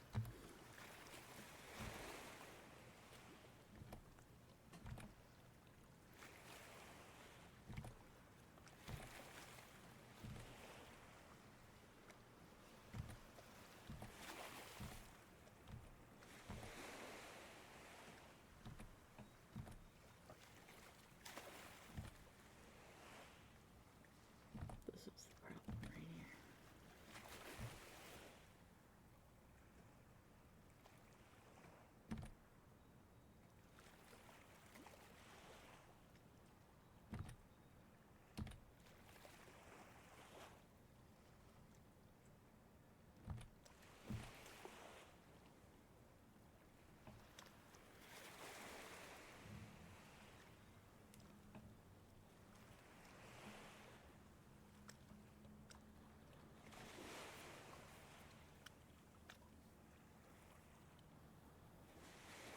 If you have one for carrying frozen food, then it should carry hot food too, because that's how insulation works.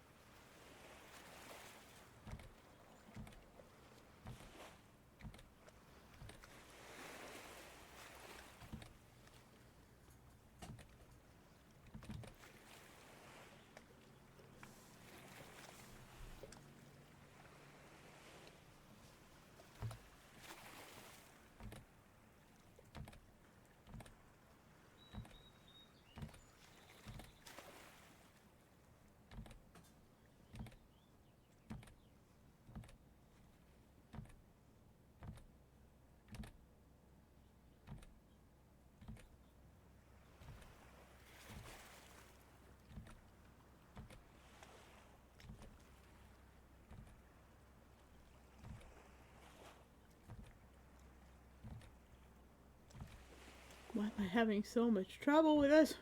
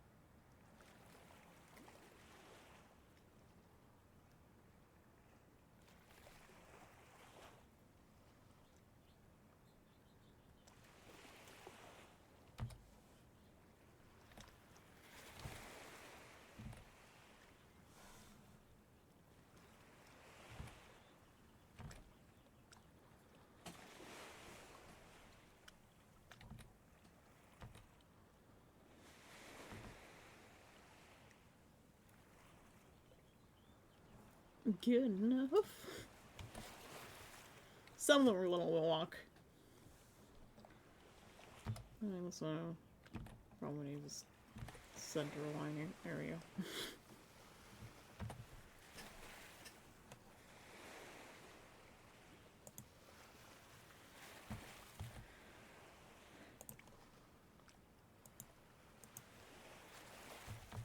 Save the file.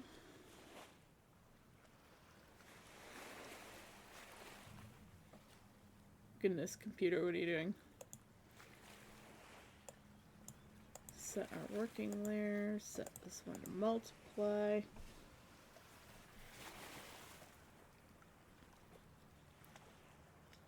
he's started with and a wedge for the jaw and a cylinder for the neck, and I think putting them together at the same time was on the same worksheet was probably kind of weird. He didn't add the cylinder for the neck on this one, which I think he should have done like that.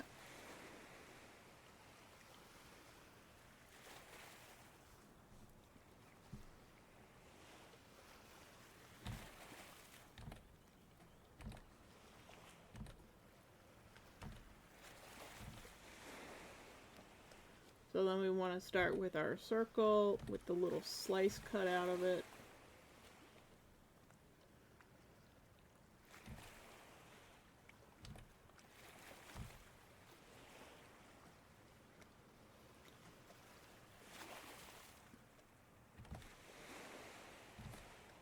And another little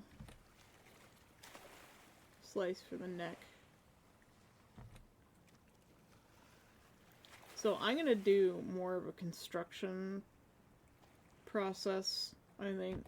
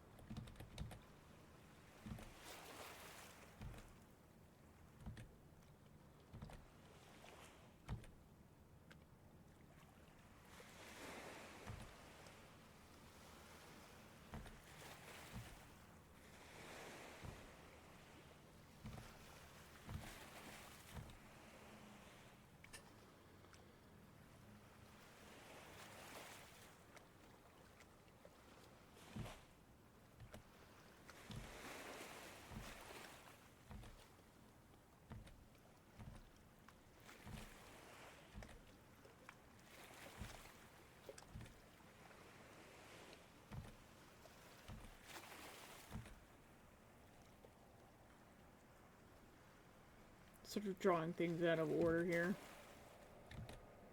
I think that's okay.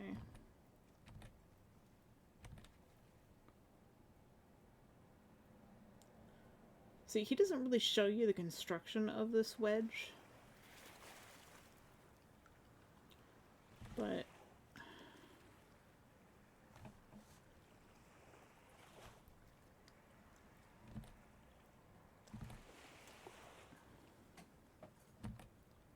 it's like coming down from the, he doesn't show you the wedge, right? He's just got these weird shapes. Like he's got a bit going on here, a little bit here. And none of these have you, well, this one has you looking up at the wedge.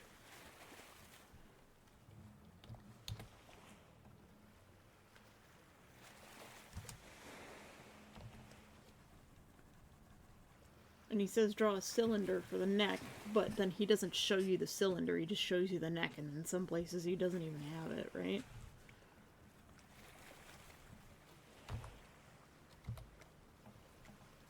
Which is probably done by now.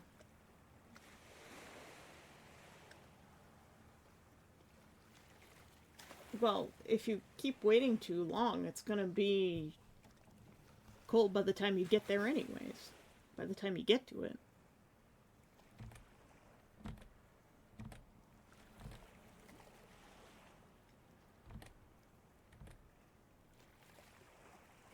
So I think I'm going to approach this from, like, a construction standpoint of the other fundamentals that we did. So we're going to start with the sphere.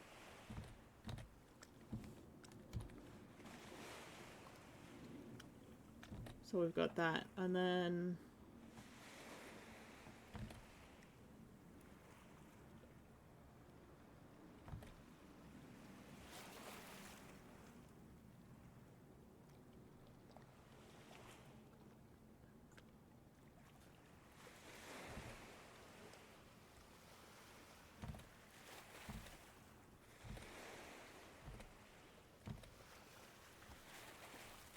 This is a little bit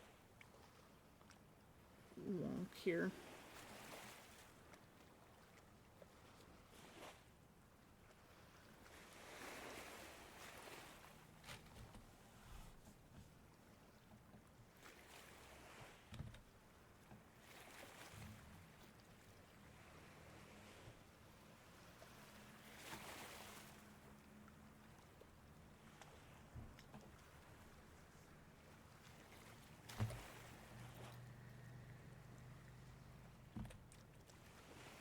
I'm gonna take the slice off.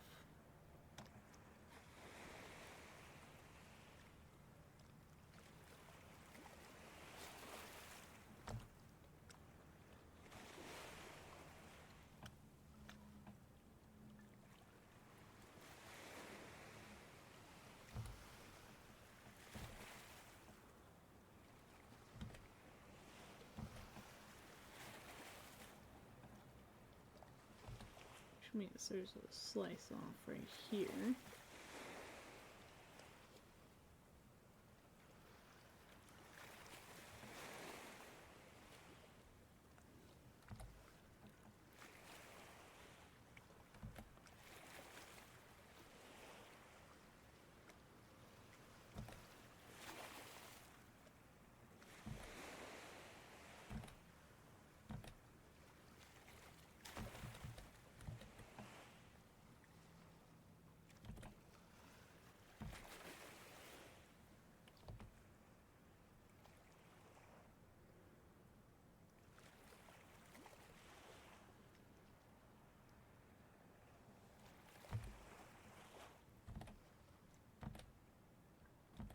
Yeah, the thing he absolutely doesn't tell you on this worksheet is how to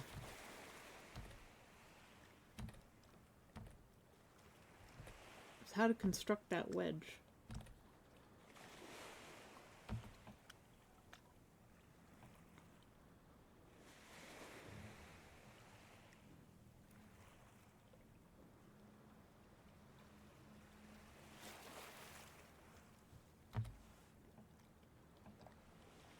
There's only one ear on this whole page, and it's right here. But why is that ear there? Why is this shaped like this? And then this is just like this. Are we supposed to come down?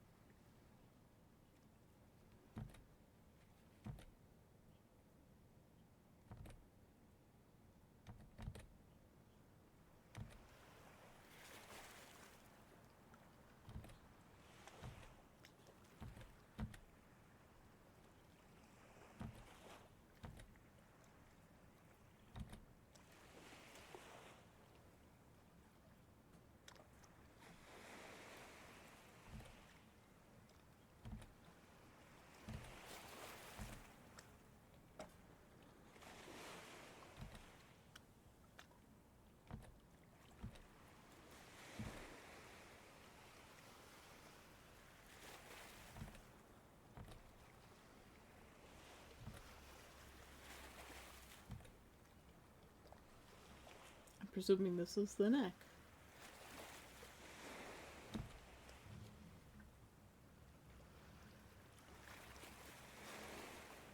And if these are the edges of the head, that means if we're building a wedge,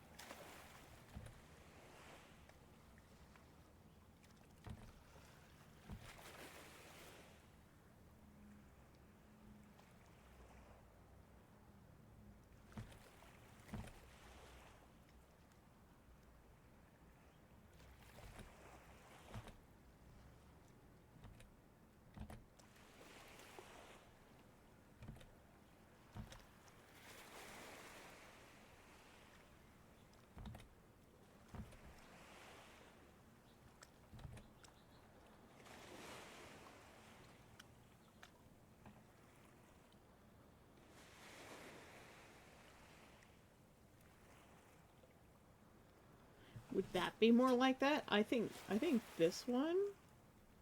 I think this one is like just wrong. I see fantasy. Thank you for the hydrate, Neff, and the posture check. Everybody on Shrimp and Spines. Let me get some shrimps going.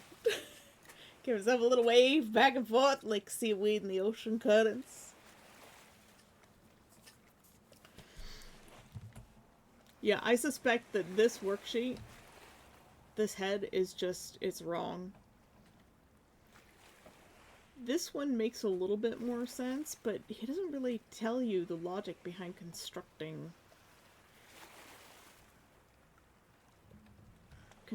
this head.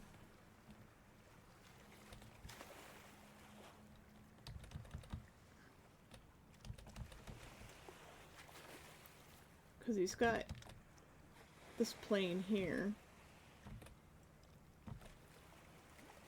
This circle should go like this. There's just a lot wrong with this one. This is just straight up wrong.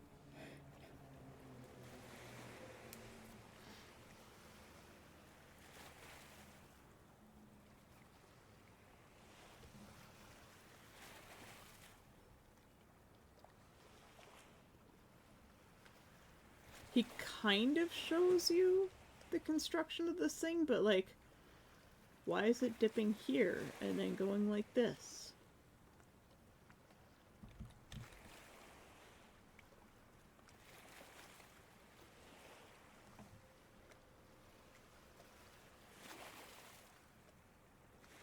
And what even is this?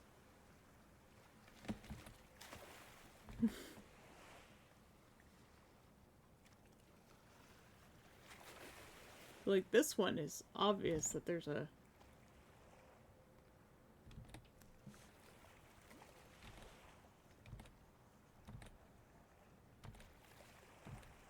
Again, it's the side profile one. Much complicated.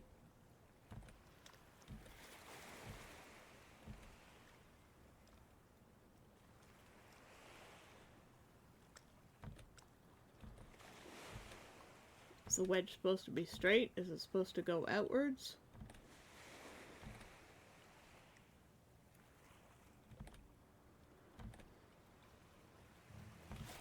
Is it supposed to go over the edge like this? Does it do that every time?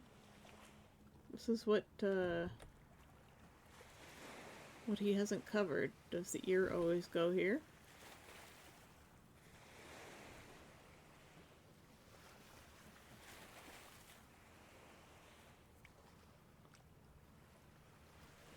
Why is there no neck? Is this where the cylinder goes? Right here?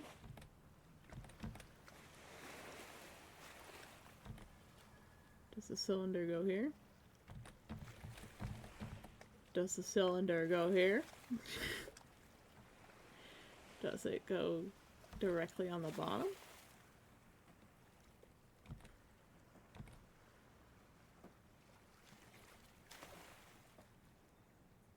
See here, if we follow the shape of this one, his cylinder's going the wrong way.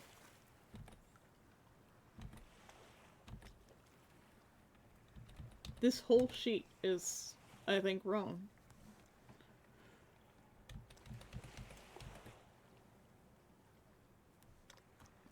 Let's see what the next sheet gives us.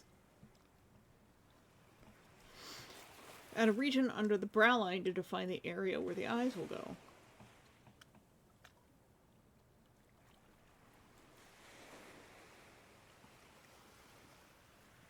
Is it just a wedge like this? Why is it here it's shaped like this?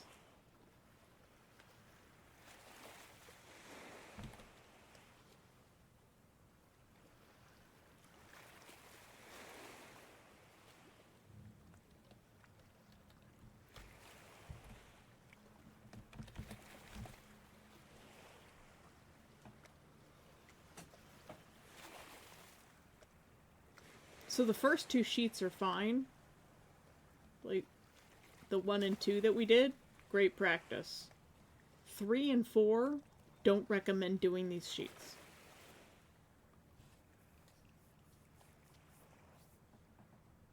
We're not even going to do these because I think they're not going to help us with any learning.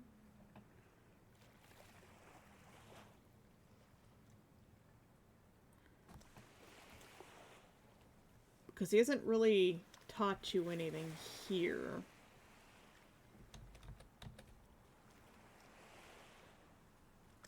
It does this thing where it goes like that, and he doesn't say why. Because if you're just adding a wedge, it doesn't tell you what kind of wedge.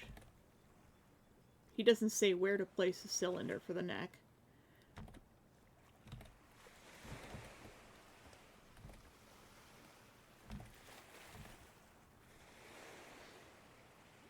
See, like, this one here,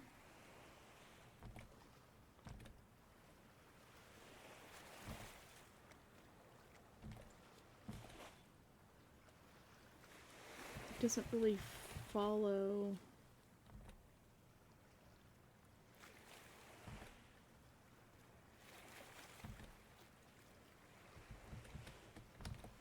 It still doesn't show you where to place it. See, what he should have done was done this one, but he should have done it straight on as well.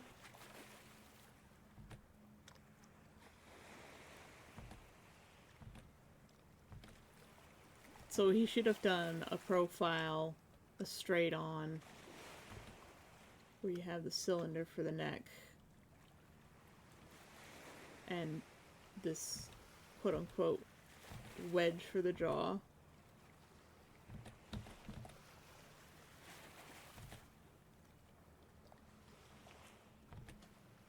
And then done a 3/4 view like he's got here.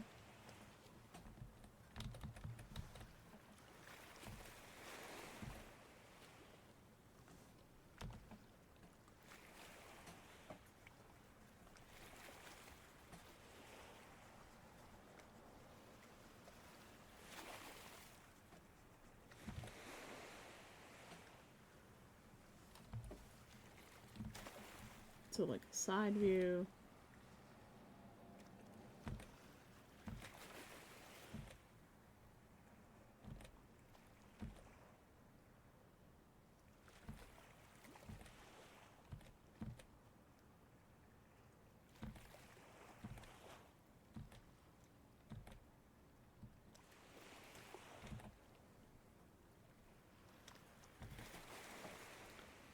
This is where the learning for this exercise stops.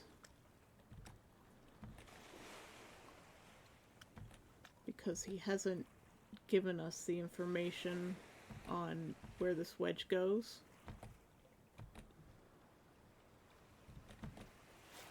The angle it should take from the brow line to the bottom of the circle. Normally the face is split into thirds.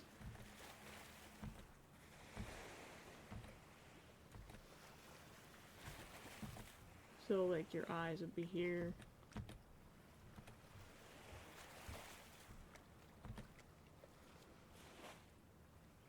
See, that would be wrong.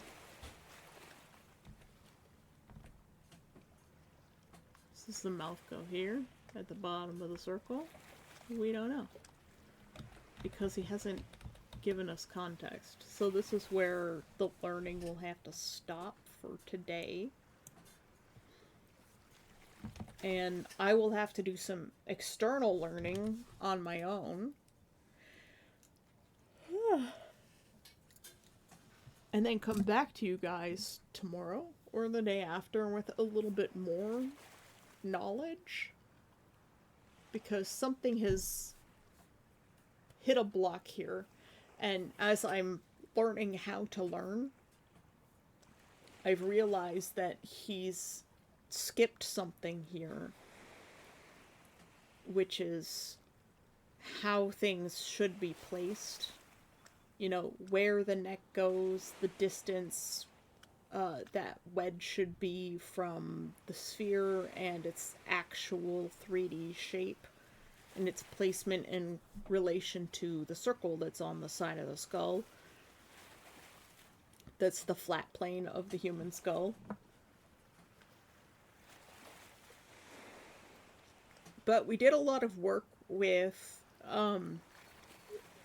squashing and stretching and slicing a sphere and breaking it down into different parts.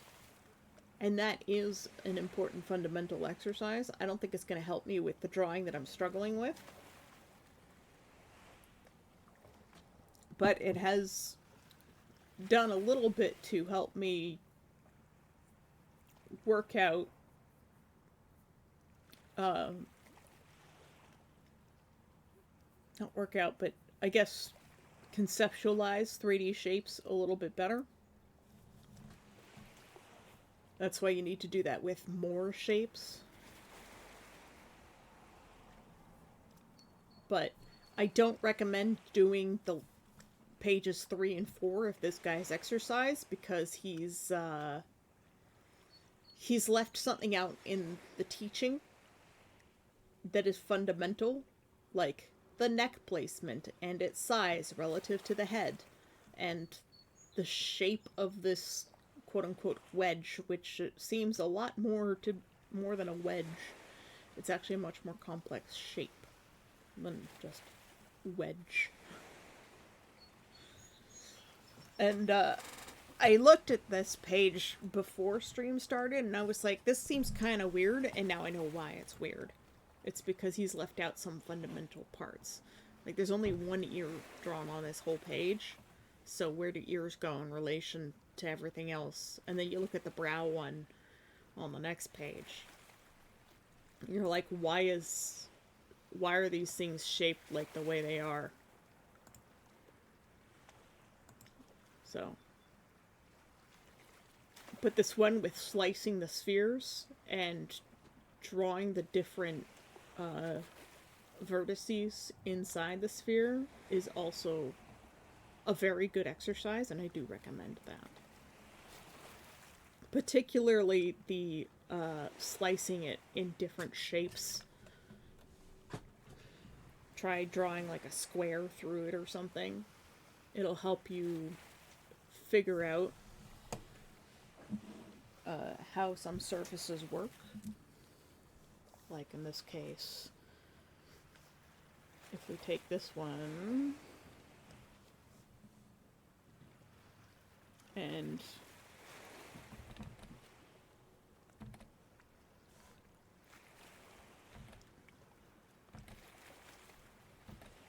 we were to go like this,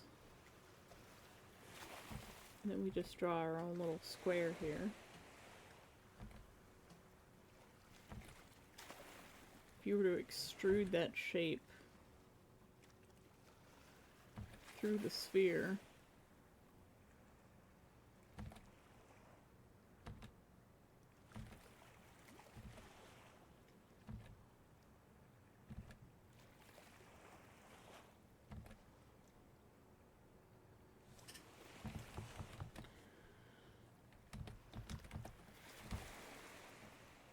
you know, how would it come out the other side? Or if you were to draw the square here, you would have to follow the curves of the actual surface. So in this instance, like, you've got a straight line here, so you'd be able to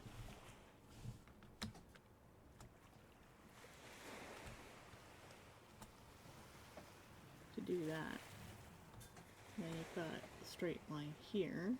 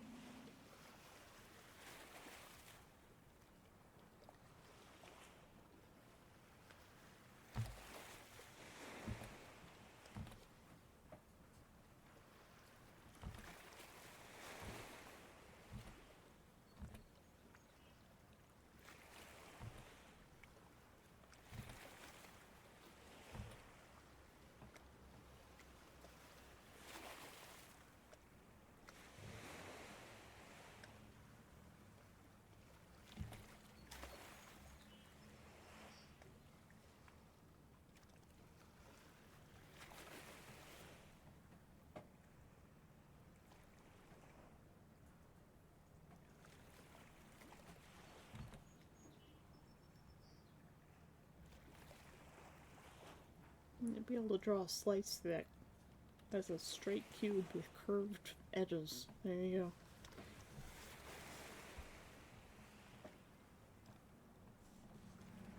It might be easier to go with this one, perhaps.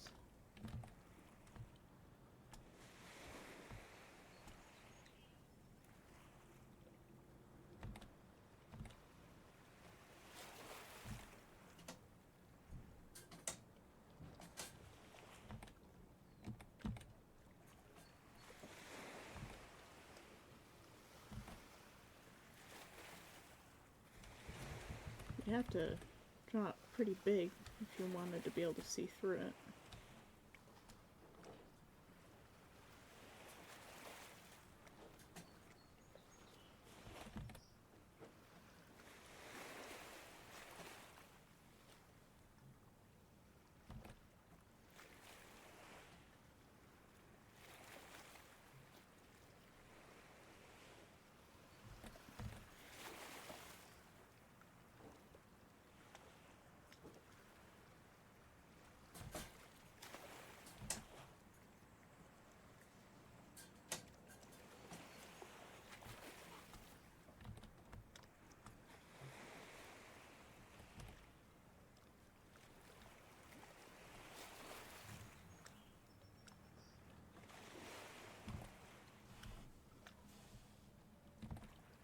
So let's see what happens when we put a big, giant, square slice through this.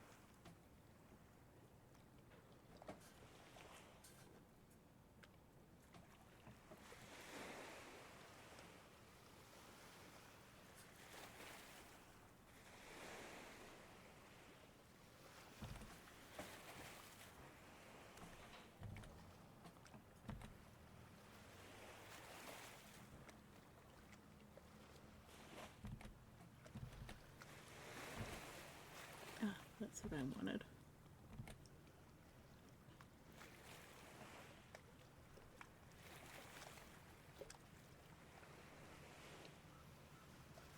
Too many guidelines confused me.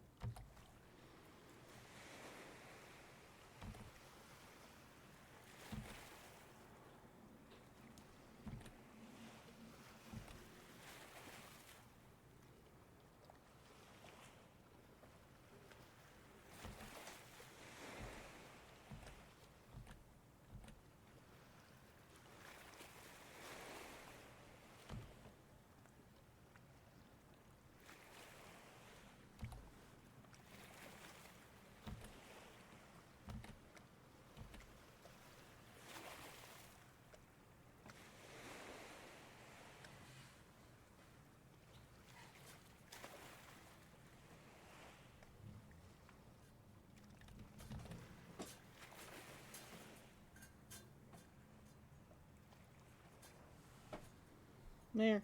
We drew a square cut through a round sphere.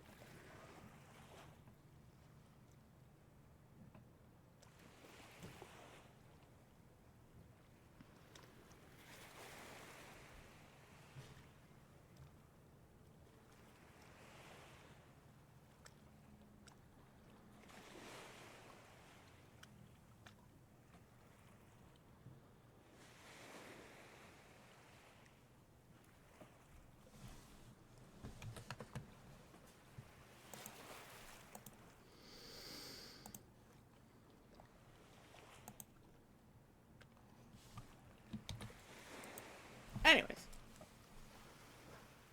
I know it's quiet today.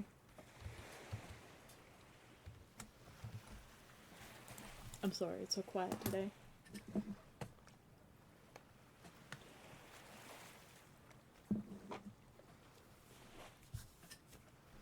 I would check on the horses, but Fantasy's already left.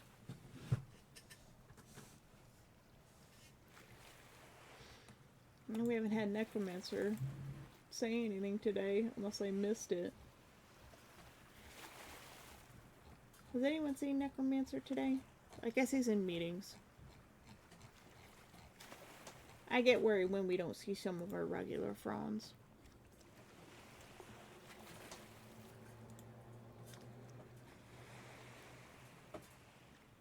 I see Cookie Mon Steve there, though. Hiding. Waiting.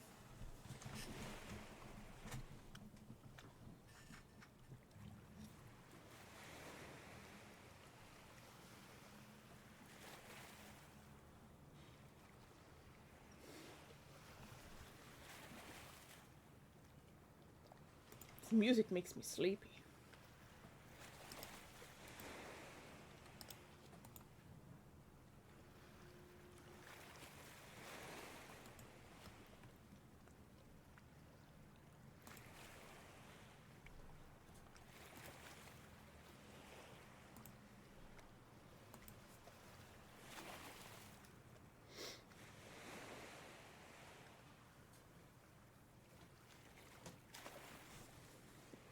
I prefer stealthy lurking. First time chat, too. Hello. How you doing? It's nice to meet you.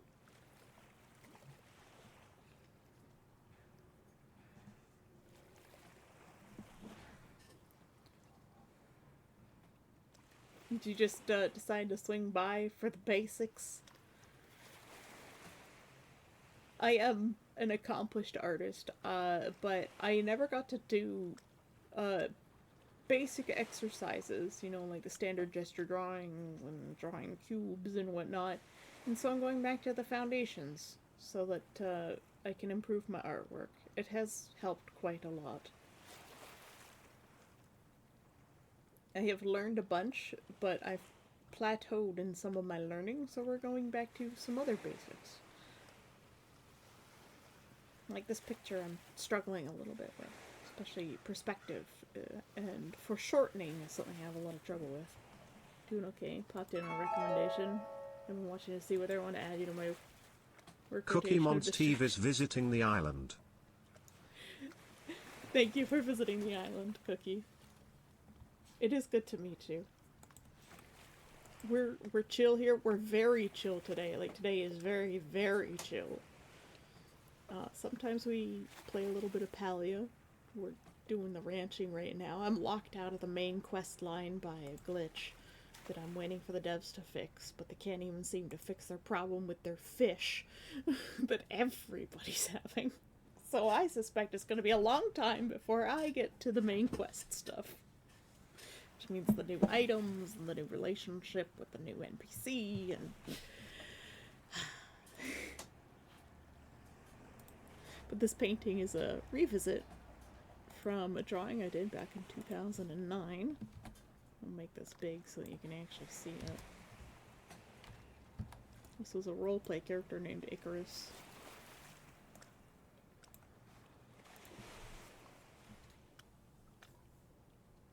Chill is good. I kind of like to have things on the side screen while I'm working. I do miss the office chatter, but not the commute. Fair enough.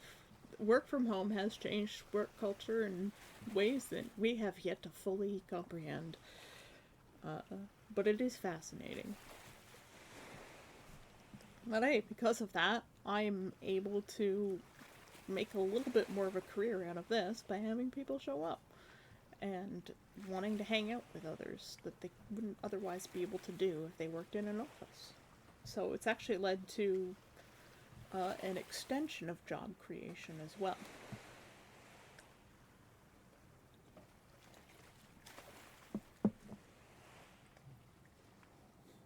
But either way, I'm an artist, writer, LARPer,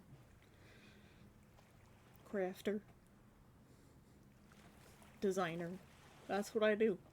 It's hard to get paid for this job. And if you're ever in ad jail, just let me know and I will pause what I'm saying. If I'm looking around for new artists or characters, my old go-tos are either too busy or have moved on to other areas.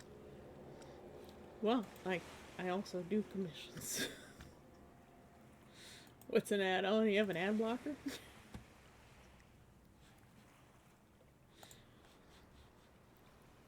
Let's bring up some of the stuff that we've done.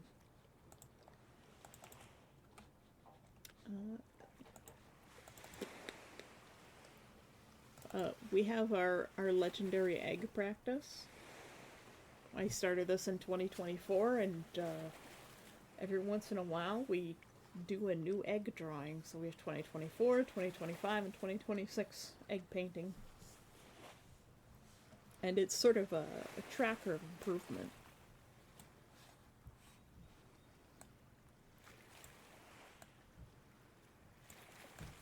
So this is the one we did last week, really fast. It's not complete, but it's signed, so we're not going to finish it.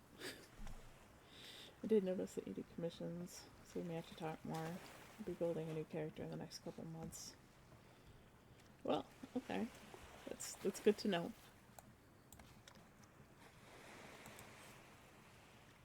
I'm struggling with this one. It's a visitation of another old picture. Oh god, I should probably just drop all of this into a folder.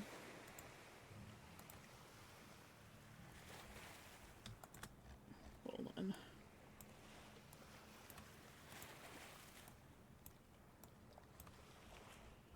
That way I can do this.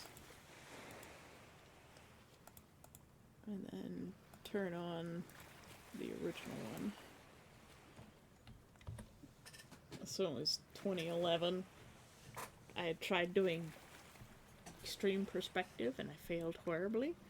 And I didn't touch it for ages. This is an attempt at redoing it. I don't like it though. It's not where I want it to be. This painting, on the other hand, is definitely improved. Alright, let's see. The first commission that I've done in recent years was this one. So, Arias is my friend's LARP character. So we go to the same LARP in Germany called Conquest of Mythidia, and she asked me to design her costume for her.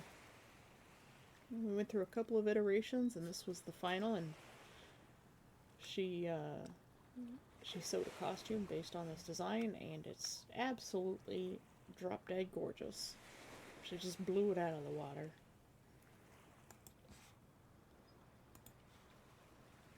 And I did one for her friend as well. This was his costume.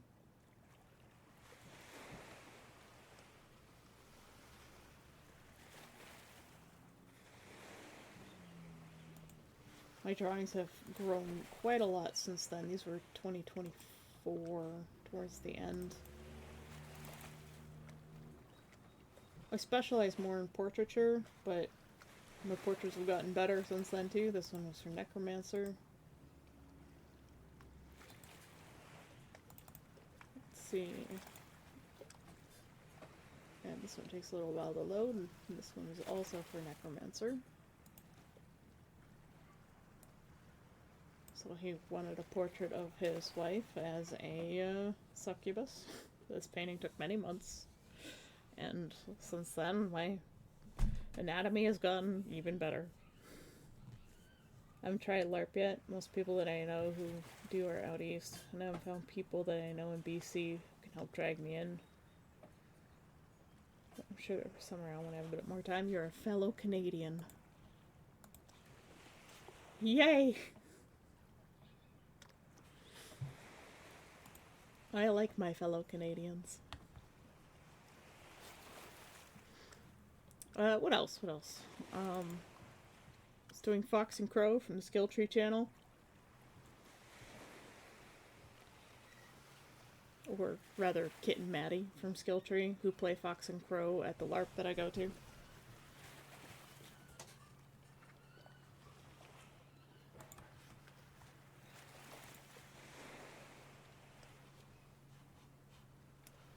What else? I do silly emotes. This is Tubular Troll holding up a piece of sliced cheese. It's the emotional support cheese. He decided to make this one of his emotes. But I think he's off until sometime in June.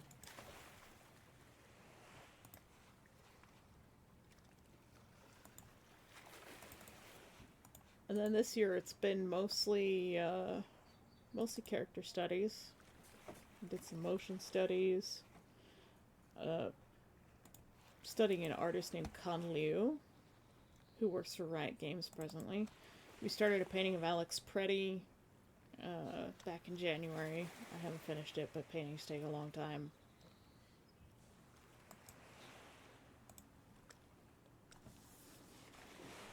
I like that. Could be good to add behind my emotional support honey badger plushie.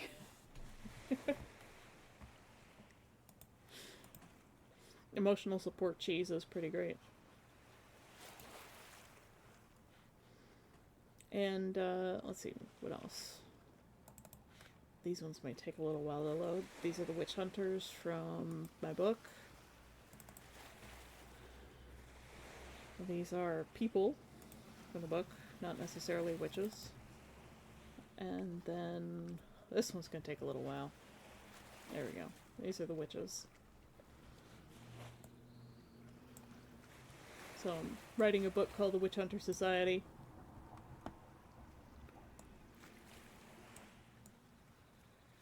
And I decided to draw all of the characters.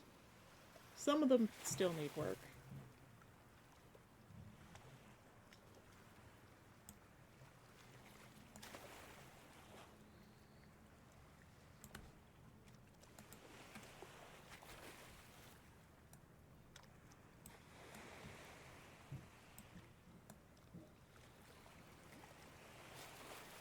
Some of them I haven't finished drawing yet.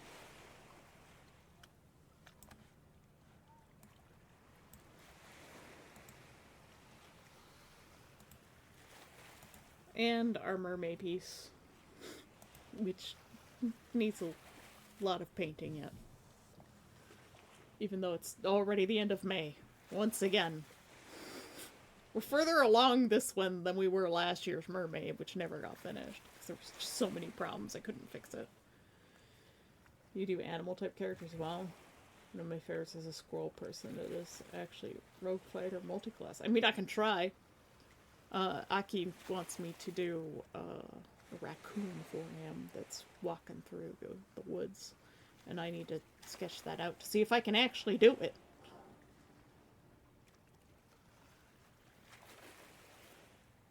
Yeah, my problem is I tend to not finish projects. Mostly my own stuff. I do finish my commissions, though. I can do animals, though. Like, there's a cat. This is Cora's cat, so this was a commission. And Necromancer wanted one of his precious pepperoni as a royal portrait. And I've been sort of poking at this one off and on for a couple months. There's a couple problems with the throne that I need to fix, but it's all one layer, so fixing things is difficult.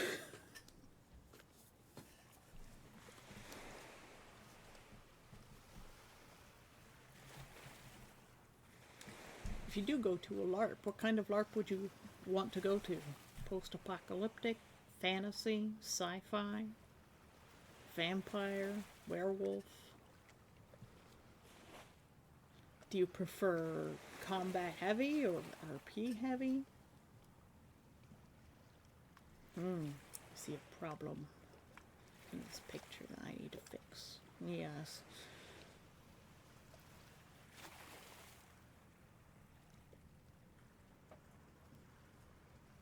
I have to admit, I haven't drawn anything anthro, but I could try. I have drawn anthro-ish things in the past, but they're very few and far between. But I've gotten a lot better at drawing animals lately, and like, I like things that challenge me and make me develop new skills. So I tend to, like, if clients do come to me, I don't just take everybody, because like there are some things that I know I can't draw, and other times I'm just like, I would like to try that. Let's try it. You have to go out for a dance appointment? That's okay. Stream is pretty much done. We're in winding down mode. I've got a nerve pinching in my shoulder and neck that's causing my arm to go numb. It's driving me insane. So, it's wind down time anyways. But it was nice to meet you, Cookie. If you want me to call you Steve, or something else, or Mon, you just let me know. We're pretty chill here. We also have a Discord. Caps lock is on again. It's me and my key mashing.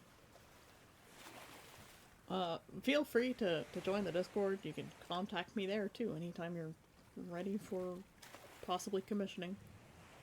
Cookie, Steve, Dork, they all work.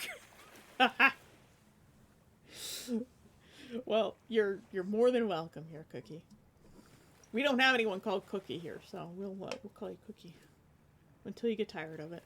I mean, there's Cormorosidae. We call Conk because I originally knew them as Conk Lobster, and then they changed their username, so you'll probably just be Cookie forever. That's okay. We like cookies here.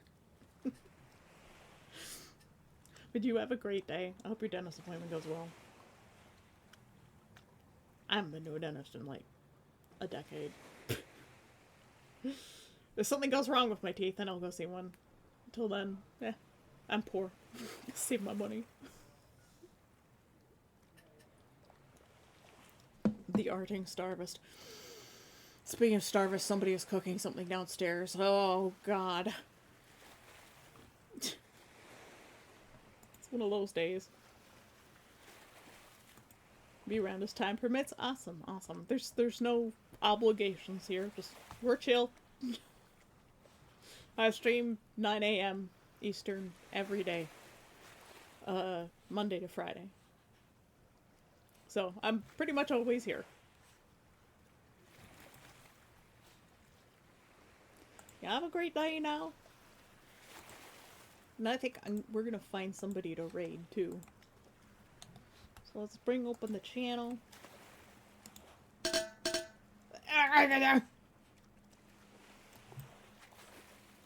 We'll let Twitch we know we exist. Only 3 viewers today. Conk Lobster! There you are. Cormorosidae. How you doing? Did you hear me mention you?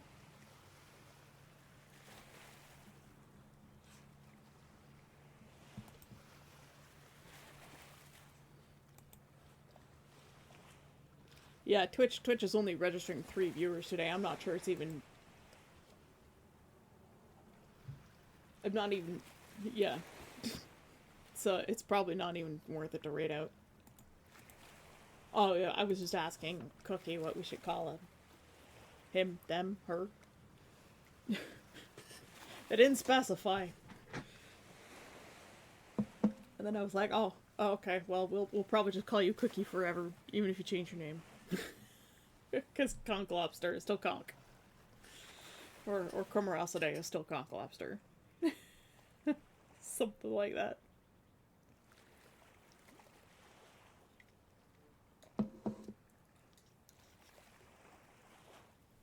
Yeah. I don't think we're gonna raid out today. I think we're just gonna end. It's very chill today. It's very quiet.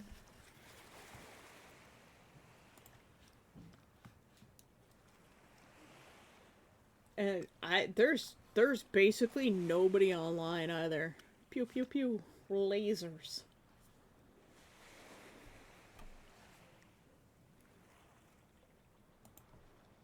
So no raid today. I think I'm just gonna end stream now.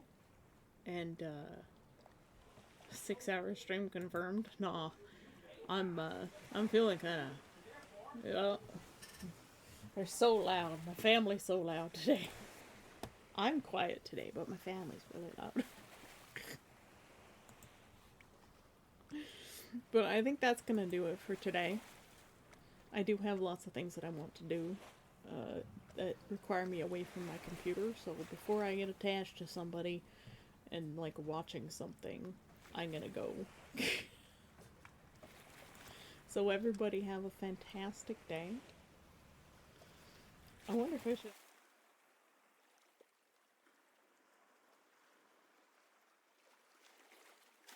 Doesn't exist. Hold on. Oh. Let me